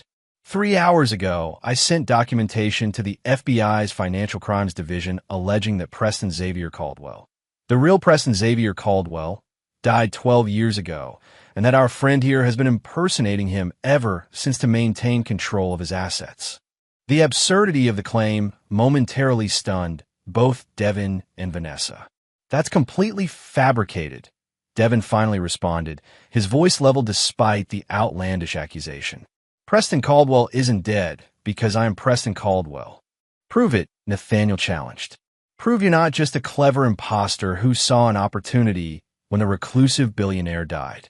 The beauty of my allegation is that it creates reasonable doubt, enough for investigations, enough for shareholders to panic, enough to force you into the public eye to defend yourself." Devin studied Palmer with newfound understanding of the threat he posed. This wasn't just revenge. It was calculated chaos designed to force public scrutiny where none had existed before. "Take him into custody," Devin instructed the security team. "Contact the authorities. Charge him with harassment, defamation, whatever will stick." As the security officers moved toward Nathaniel, he raised his hands in mock surrender. "Go ahead. Arrest me. It won't undo what I've started. The questions will follow you forever now." While they handcuffed Palmer, Devin turned to Vanessa. "Are you all right?" She nodded, rubbing her arm where Nathaniel's grip had left marks. "He's completely unhinged. I've never seen him like this." "This goes beyond revenge," Devin observed quietly. "This is scorched earth. What will you do? What I've always done. Adapt. Overcome." His expression revealed nothing of the turmoil beneath. "You should return to your hotel. Security will escort you." "Devin," Vanessa caught his arm as he turned to leave. "I'm sorry. For everything. Not just the affair, but for never seeing you clearly. For valuing ambition over authenticity." For a moment, something flickered in his eyes. Regret, perhaps, or memory of what they'd once been to each other. Then it was gone, replaced by the impassive mask of Preston Caldwell. "The past is irrelevant now," he said simply. "We all move forward." As Seattle's financial district came fully alive that morning, 3 trajectories diverged. Nathaniel Palmer in police custody, facing charges that would ensure his professional extinction. Vanessa returning to her hotel suite, $5 million richer, but fundamentally alone. And Devin Harlow. No, Preston Xavier Caldwell, preparing to address his board, navigating the complexities of a world where his carefully constructed walls had begun to crumble. None of them could have predicted the true cost of revenge, or how hollow victory would taste in its aftermath. Chapter 8. The Truth Beneath. The Zenith boardroom hummed with tense energy as 12 executives in impeccable suits waited for their CEO to arrive. News of Nathaniel Palmer's allegations had spread through the company's upper echelons like wildfire, despite security's best efforts to contain the situation. Outside, financial reporters gathered in the lobby, alerted by anonymous tips about potential leadership turmoil at one of Seattle's tech giants. At precisely noon, Devin entered through a side door, Laurel and Roman flanking him like generals accompanying their commander into battle. He had shed the last vestiges of Devin Harlow, the slight stoop, the unremarkable clothing, the deliberate understatement of his presence. Today, he was fully Preston Xavier Caldwell, immaculately dressed in a charcoal Tom Ford suit, his posture commanding, his gaze direct and penetrating. "Ladies and gentlemen," he began without preamble, "thank you for adjusting your schedules on short notice. As you're aware, our company faces a coordinated attack designed to create uncertainty around my leadership and Zenith stability." He nodded to Laurel, who distributed folders to each board member. "Inside, you'll find a comprehensive overview of the situation, Nathaniel Palmer's termination for corporate espionage, his subsequent accusations, and our response strategy. You'll also find a detailed account of my dual identity arrangement, the separation between Preston Caldwell, CEO, and Devin Harlow, private citizen." Eleanor Wright, the board's longest-serving member and former tech CEO herself, was the first to speak. "Preston, while I appreciate the transparency now, I must ask, why the elaborate deception? Why maintain two separate identities for over a decade?" "Privacy and perspective," Devin answered without hesitation. "The wealthier and more successful I became, the more difficult it was to maintain normal human connections. People either wanted something from Preston Caldwell or were intimidated by him. Devin Harlow allowed me to experience life without the distortions wealth creates." "In your marriage?" asked Gerald Thompson, representing Zenith's largest institutional investor. "Was that part of the experiment?" A flicker of genuine emotion crossed Devin's face before he mastered it. "Initially, no. I met Vanessa Montgomery before Zenith's explosive growth phase. I continued the separation to ensure her interest was genuine, not motivated by wealth. Later, it became complicated. Complicated enough that she had an affair with our marketing director," Eleanor noted dryly, "creating the very situation we're now navigating. My personal issues with Mrs. Harlow have been resolved through divorce proceedings," Devin replied, his tone cooling. "The more pressing concern is Palmer's false allegations regarding my identity and potential securities violations." Roman took over, outlining the legal strategy. "We've already submitted voluntary disclosure statements to the SEC clarifying the dual identity arrangement. Our position is that Preston maintained full control and decision-making authority at all times, regardless of which persona he was presenting. No material information was ever withheld from the board or shareholders."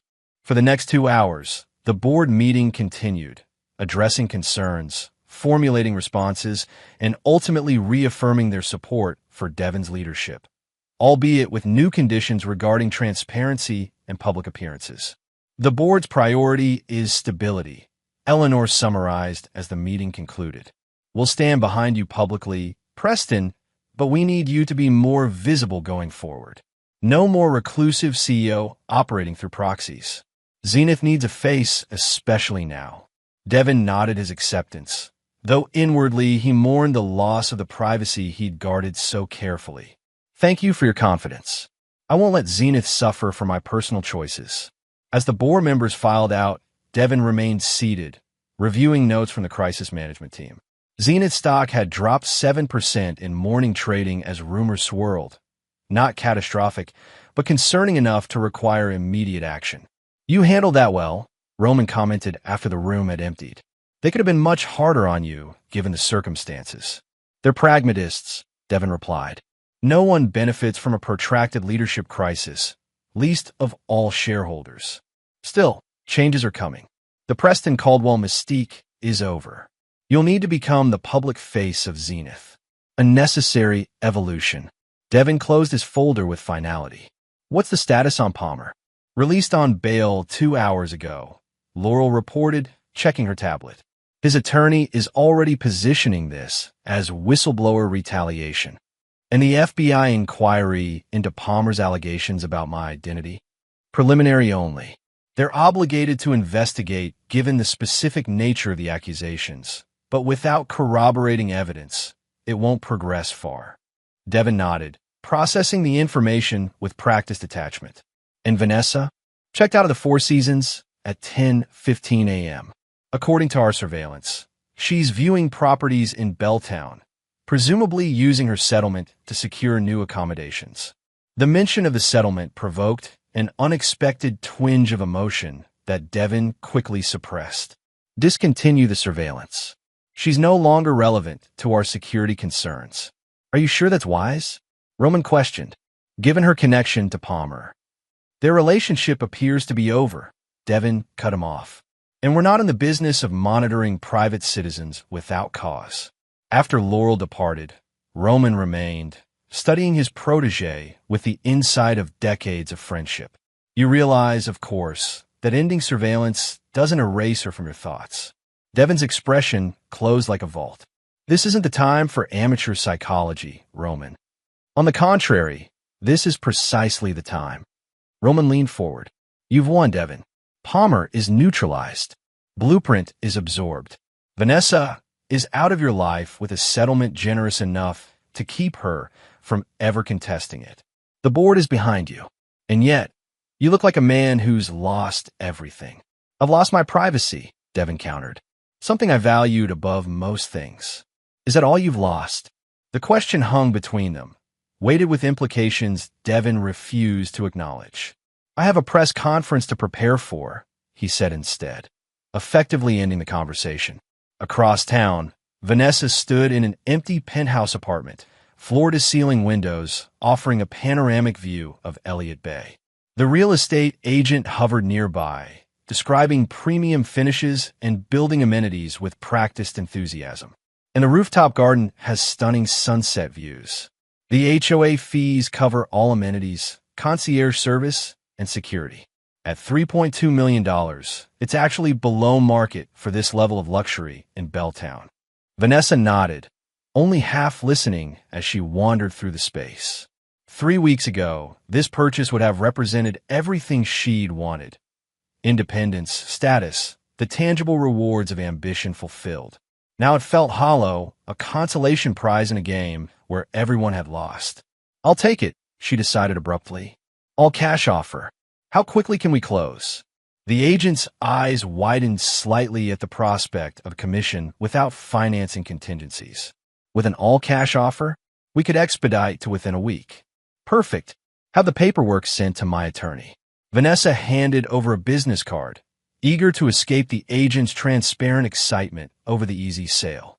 Outside on the street, Vanessa checked her phone. 3 missed calls from Nathaniel's attorney, a text message from a journalist seeking comment, and an email notification of the first monthly stipend from her divorce settlement arriving in her account. She ignored them all, hailing a taxi instead. Pike Place, she instructed the driver, suddenly craving the normalcy of Seattle's famous market, the simple pleasure of watching fishmongers toss their catch while tourists applauded. As the taxi navigated downtown traffic, Vanessa's thoughts drifted to the morning's confrontation at the Olympic Hotel. Nathaniel's face, unrecognizable in its rage and desperation, haunted her. Had she missed the signs of his instability? Or had the pressure of recent events broken something fundamental in him? And Devin? No. Preston, his controlled response, the careful way he'd asked if she was all right before dismissing her from his life yet again. 7 years of marriage, and she'd never truly known him. Now she wondered if she'd ever really known herself. At Pike Place, Vanessa wandered through the crowded marketplace, anonymous among tourists and locals, letting the sensory overload of colors, scents, and sounds wash over her. She purchased a coffee and found a quiet corner overlooking the water where she could observe without participating. Her phone buzzed with a news alert. Breaking! Zenith CEO Preston Caldwell to hold first public press conference amid identity controversy. Vanessa clicked on the link, scanning the article that outlined the unfolding situation at Zenith, Palmer's allegations, the board's statement of support, the scheduled press conference where the famously reclusive CEO would address the media directly for the first time in the company's history. The accompanying photo showed Devin Preston entering Zenith Tower that morning. Looking more like the powerful CEO he truly was than the unassuming husband she'd thought she'd married. The contrast was jarring, a visual representation of the deception that had defined their relationship. And yet, she couldn't summon the anger she'd expected to feel. Instead, a complex mixture of regret and understanding washed over her. They had both created false versions of themselves, worn masks they'd come to believe were their true faces. Impulsively, Vanessa checked the time of the press conference. 4 p.m., less than an hour away. Making a sudden decision, she hailed another taxi. Zenith Tower, please. In the executive suite at Zenith, Devin reviewed talking points with the crisis management team as final preparations for the press conference were completed. Remember, this is about transparency and continuity, advised Sophie Chun, Zenith's newly appointed PR director. Acknowledge the unusual nature of your dual identity without apologizing for it. Emphasize that Zenith's operations and leadership have been consistent regardless of what name you used. And Palmer's allegations? Devin asked. Address them directly but briefly. Baseless claims by a disgruntled former employee facing his own legal issues. Then pivot immediately to Zenith's strong financial position and innovation pipeline. Laurel entered with a tablet displaying real-time news coverage. Sir, the media presence downstairs has doubled in the last 30 minutes. Every major financial outlet is represented, plus general news and local stations. Devin nodded, unsurprised. The mysterious CEO, finally emerging from the shadows, made for compelling television, especially with allegations of identity fraud adding dramatic flair. One more thing, Laurel added hesitantly. Vanessa Harlow has arrived in the lobby.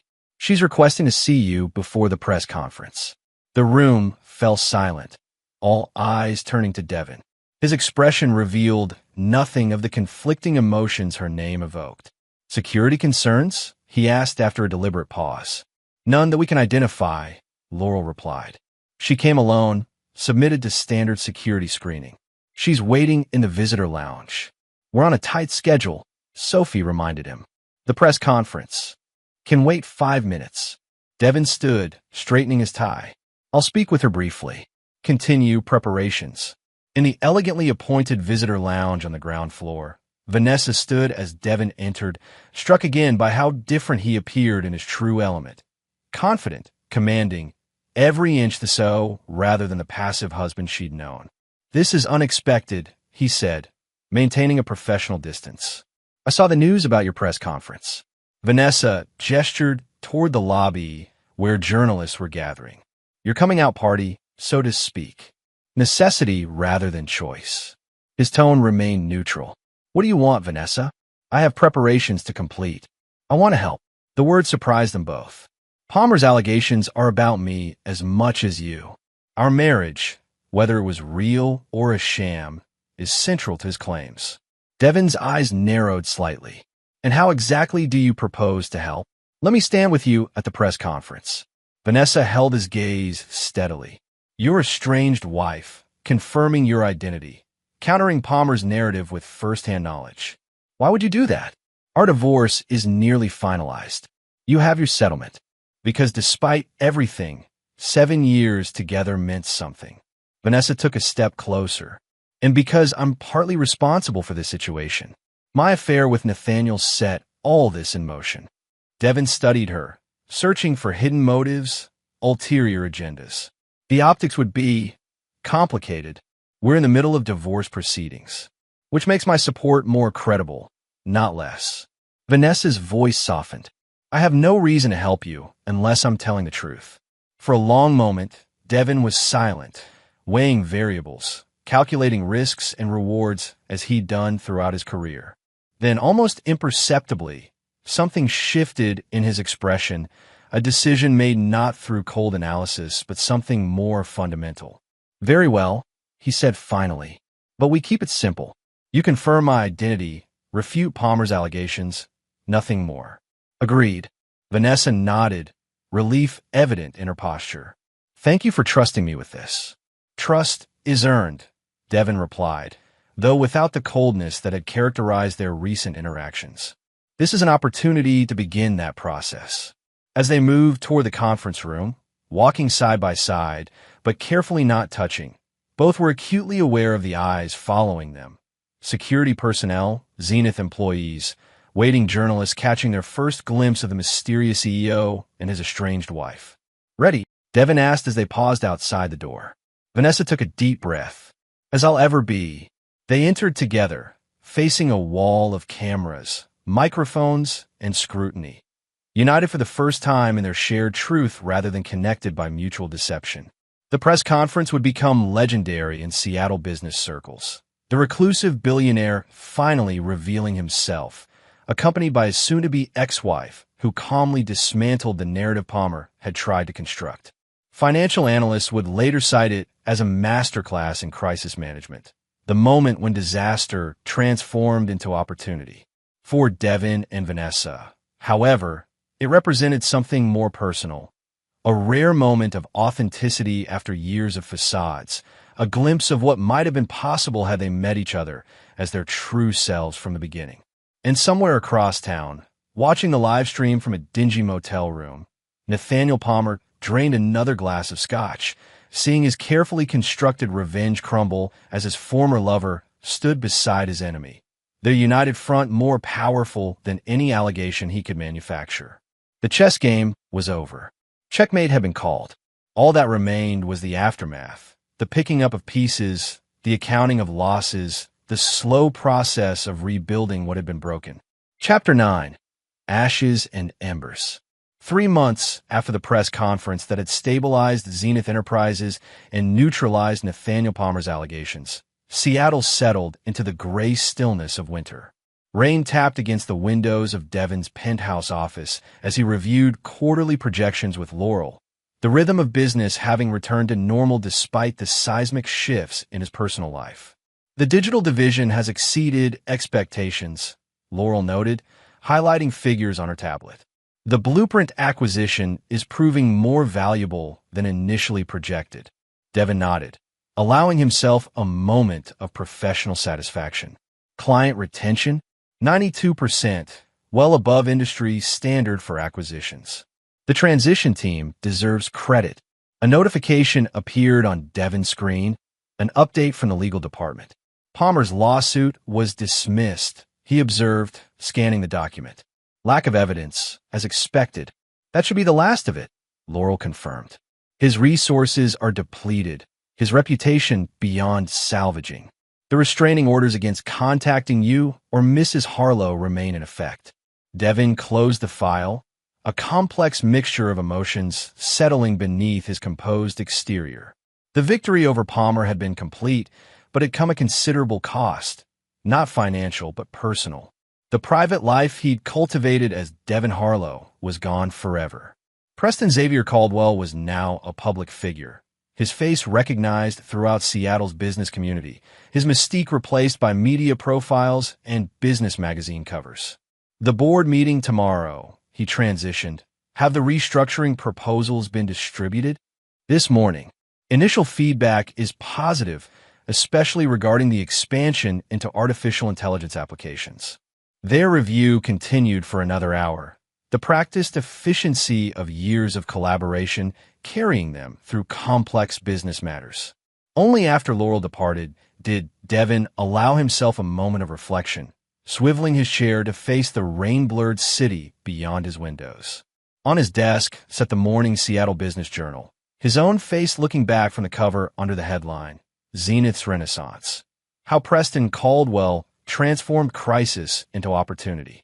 The accompanying article detailed Zenith's remarkable recovery from Palmer's allegations and the company's subsequent stock surge as investors responded positively to their more transparent, publicly engaged CEO. The article made brief mention of his divorce, noting only that Caldwell's ex-wife, Vanessa Harlow, declined to comment for this story beyond confirming that their divorce was finalized last month on amicable terms. Amicable. Such a bloodless word for the conclusion of 7 years together. His intercom buzzed. "Mr. Caldwell, Roman Blackwell is here to see you." "Send him in." Roman entered, removing his overcoat and hanging it on the brass hook behind the door, a familiar gesture from countless meetings over decades of friendship. "Congratulations on the Palmer dismissal," Roman said, settling into the chair opposite Devin. "Not that the outcome was ever in doubt." "Legal battles are never certain," Devin replied. "But in this case, the evidence was overwhelmingly in our favor." "And Palmer himself? Any further issues anticipated?" "Not directly." Devin handed Roman a folder containing the latest security assessment. "He's left Seattle. Reports place him in Phoenix, attempting to rebuild under his mother's maiden name." "Unlikely to succeed," Roman observed after scanning the documents. "The digital trail is too extensive, the industry too interconnected. His choices, his consequences." Devin's tone was matter-of-fact, devoid of vindictiveness. Roman studied his friend closely. "You seem different, more at peace with everything that's happened." "Acceptance rather than peace," Devin corrected. "The dual identity was unsustainable long-term. Events merely accelerated the inevitable convergence." "And personally, has that convergence been healthy?" Devin considered the question, uncharacteristically taking time to examine his own emotional state rather than deflecting with business concerns. "I'm more myself now," he finally said. "Neither Preston nor Devin exclusively, but something more integrated, more authentic." "Good." Roman nodded approvingly. "And Vanessa? The divorce is final." "As of 3 weeks ago." Devin kept his expression neutral. "Clean, professional, no complications." "You haven't mentioned that she returned half the settlement." Devin's eyebrow raised slightly. "You're well informed. I'm your attorney of record on the divorce," Roman reminded him with a small smile. "I saw the transaction." She felt the original amount was excessive given the circumstances. Devin's tone gave nothing away. "Her choice. And the fact that she's using the remaining funds to establish a foundation for privacy rights in the digital age? Is that also her choice? Or did you have some influence there?" "Entirely her initiative." A hint of admiration crept into Devin's voice despite himself, though not without irony, given our history. Roman leaned forward, abandoning his professional demeanor for the directness of an old friend. "Have you spoken with her since the divorce was finalized?" "No." Devin rose, moving to the window to watch rain trace patterns on the glass. "Our last communication was at the signing. She's moved on." "So have I." "If you say so," Roman replied, unconvinced. "Though I find it interesting that two people who spent 7 years living a lie seem to have found their authentic selves only after separating." "Your point. Perhaps there's value in considering what might be possible now, between two people who finally know who they truly are." Devin turned, his expression carefully composed. "She betrayed me, Roman, with my own employee, using my company's resources to plan her exit. And you deceived her about your identity for 7 years," Roman countered evenly. "No one's hands are clean in this situation. The question is whether pride will prevent you both from exploring what might be possible now that the deceptions are gone." Before Devin could respond, his phone chimed with a calendar reminder. Zenith Foundation Annual Gala, 7 p.m. "Duty calls," he said, grateful for the interruption. "I need to prepare for tonight's event." Roman recognized the deflection, but chose not to press further. "Of course. Will you be attending alone?" "As CEO, I'm never truly alone at these functions," Devin replied dryly. "Half the board will be hovering, along with major donors and potential investors."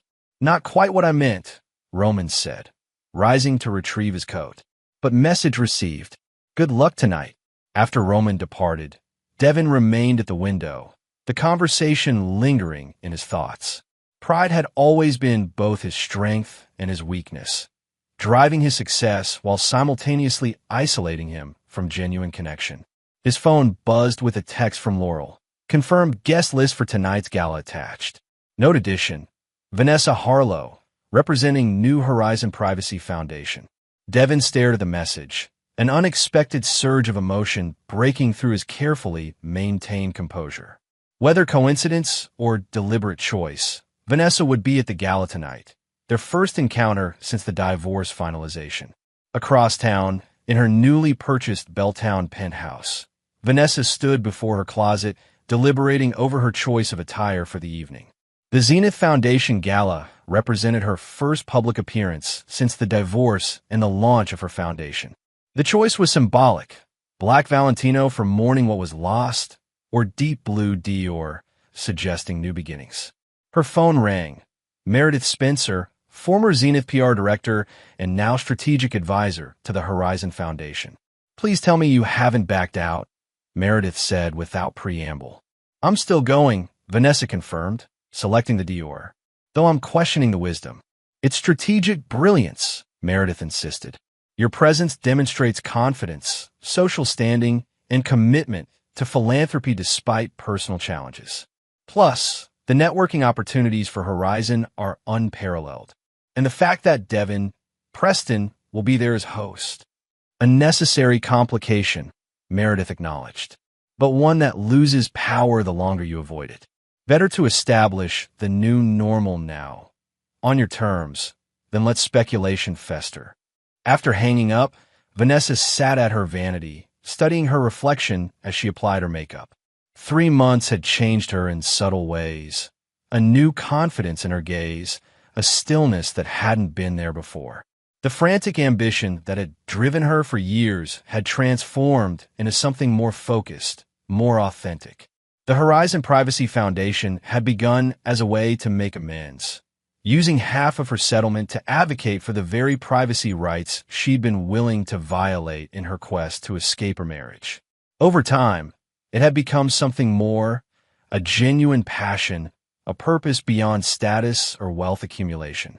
And tonight, she would face the man she'd betrayed, the man who had deceived her, the man she'd stood beside at that pivotal press conference before they'd gone their separate ways. The grand ballroom of the Four Seasons gleamed with subtle opulence as Seattle's business elite gathered for the Zenith Foundation's annual fundraising gala. Crystal chandeliers cast warm light over tables adorned with white orchids and silver accents, while a string quartet played softly in the background.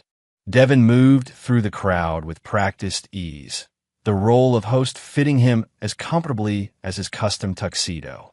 He'd spent years observing social dynamics from the periphery. Now he applied those insights directly, connecting donors with researchers, board members with civic leaders, creating the network of relationships that would fuel Zenith's next phase of growth. "Quite the transformation," Eleanor Wright commented, appearing at his elbow with champagne in hand. "6 months ago, you were the ghost CEO. Now look at you, working the room like you were born to it." "Adaptation is survival," Devin replied with a small smile. "Zenith required a more visible leader, so that's what I've become.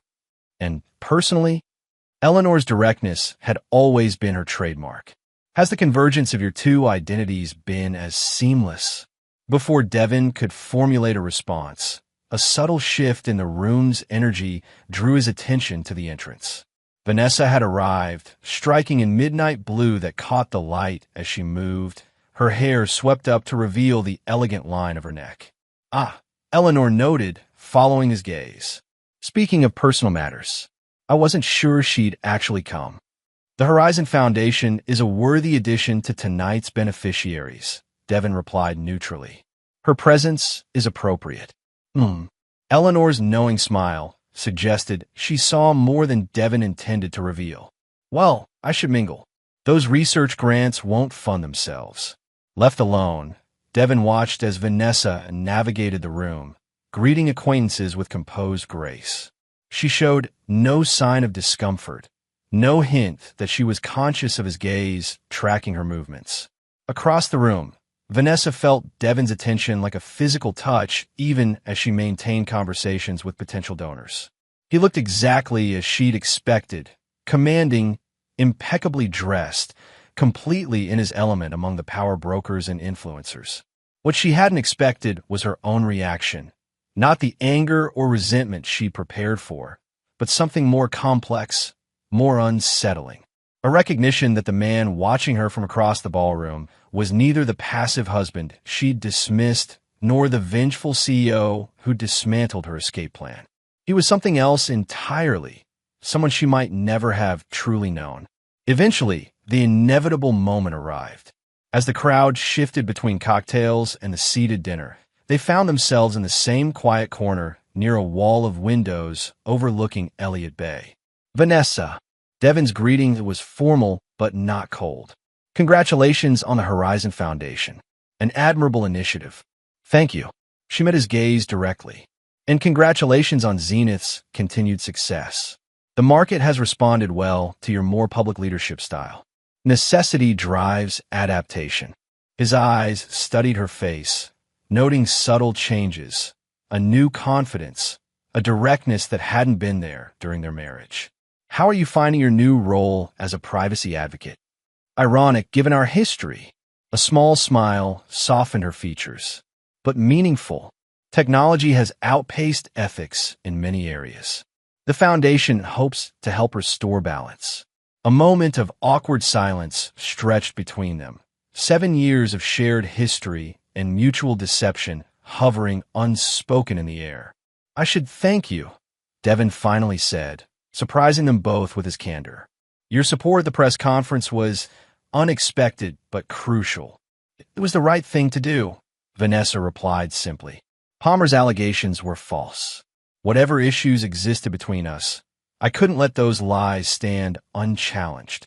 Even after I dismantled Blueprint, froze your assets, essentially declared war, even then, Vanessa's directness matched his own. We both made choices we might reconsider given the chance. I betrayed your trust. You deceived me about your identity. Neither of us was entirely the victim or entirely the villain. The honesty in her assessment struck Devin with unexpected force. Throughout their confrontations, their divorce negotiations, he maintained the righteous certainty of the wronged husband. Her acknowledgement of mutual culpability challenged that comfortable narrative. And now, he asked, the question layered with meaning beyond its simplicity. Now we move forward, Vanessa said, her voice softening. Wiser, perhaps.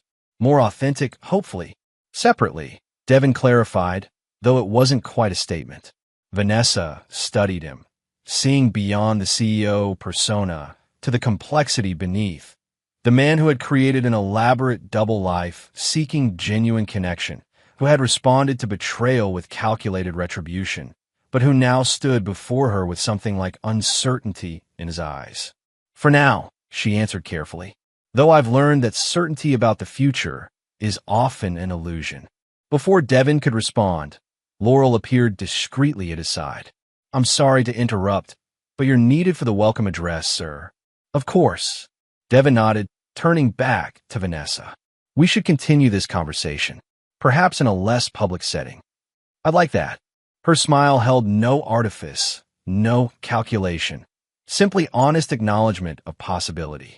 As Devin moved toward the podium, Vanessa watched him transform once more into the confident CEO, commanding attention with his presence alone.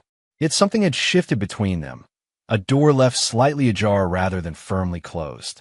Whether anything would come of that opening remained uncertain. Trust, once broken, required more than good intentions to rebuild. But for the first time since the unraveling of their marriage, both Devin and Vanessa faced each other not as adversaries or strangers, but as two people who had glimpsed the truth beneath the facades they'd both maintained for so long. 2 months later, as Seattle's winter yielded reluctantly to early spring, Devin sat in a quiet corner of Mercer's, a discreet restaurant overlooking the waterfront. The lunch crowd had thinned, leaving the space peaceful enough for private conversation. Across from him, Vanessa sipped her espresso, their meal completed, but their discussion continuing. The third such meeting since the gala. Their conversations had evolved from careful civility to something approaching honesty, each revelation a small step toward understanding what had truly transpired during their 7 years together. You never once considered telling me the truth?" Vanessa asked, the question holding curiosity rather than accusation. "Not even after we were married?" "I planned to," Devin admitted. "On our 5th anniversary, I'd purchased property on Bainbridge Island, waterfront, private, large enough for a family. I intended to reveal everything then, show you what our life could truly be." "What changed?" Devin considered the question, searching for the precise truth rather than the comfortable narrative he'd told himself. "I noticed you growing distant, less satisfied with our life together. Your ambition seemed to be transforming into something else, status-seeking, materialism. I began to question whether you would love the real me or just the wealth and position I could provide. So you tested me," Vanessa observed, "and I failed spectacularly." "We both failed," Devin corrected, surprising himself with the admission. "I created an impossible situation. How could you truly love someone who wasn't fully present, who withheld essential truths about himself?" Vanessa's eyes reflected understanding rather than the resentment he might have expected. "And I was so focused on what our life lacked that I failed to appreciate what we had. The simple joys, the quiet moments, they seemed insufficient compared to the success I craved. We were playing different games without realizing it," Devin noted. "I was testing your love for me, separate from my wealth. You were pushing me to be more ambitious, not knowing I was already living that part of my life separately. A perfect storm of misunderstanding." Vanessa shook her head slightly, and then Nathaniel appeared, offering everything I thought was missing. "While using you to access Zenith resources," Devin finished. "We were all using each other in different ways."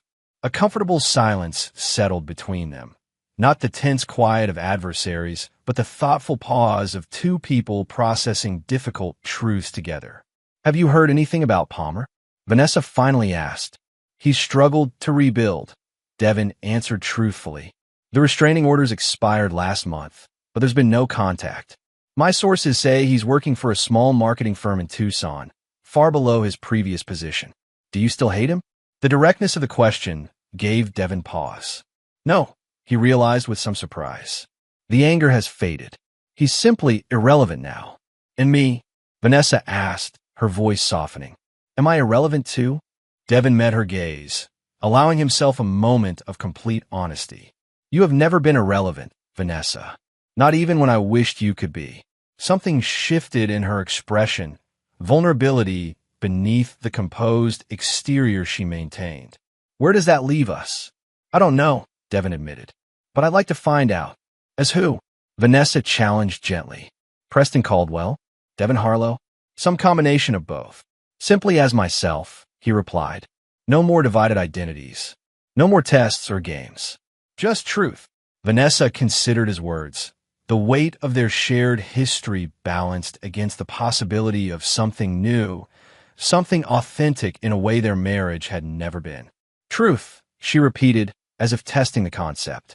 "That would be a novel approach for both of us." Her smile held no bitterness, only rueful acknowledgement of their past mistakes and tentative hope for what might lie ahead. Devin returned it, feeling something long constricted in his chest begin to loosen. Outside, Seattle's persistent rain had yielded to unexpected sunshine, light glinting off the waters of Puget Sound visible through the restaurant's windows. Neither Preston Caldwell nor Devin Harlow, but simply Devin himself, reached across the table, his hand extending into the space between them. After a moment's hesitation, Vanessa placed her hand in his, not a promise, not forgiveness, but acknowledgement of possibility. A beginning rather than an ending. The truth at last, beneath the masks they'd both worn for so long. In his penthouse office that evening, Devin stood at the windows overlooking the city, watching lights appear as dusk settled over Seattle. His phone buzzed with a text from Vanessa. "Thank you for lunch. Same time next week." As he typed his reply, Devin reflected on the journey that had brought him to this moment, from the calculated revenge that had consumed him to the unexpected possibility of redemption that now lay before him. Not the hollow victory he'd once pursued, but something more valuable, the chance to live authentically, without divisions, without masks. The game was over. The real life could finally begin. And there you have it. Another story comes to an end. What did you think? I'd love to hear your thoughts in the comments below. If you enjoy this story, consider joining our community by subscribing. It means the world to us. For more stories like this one, check out the recommended videos on screen. And I'll see you there.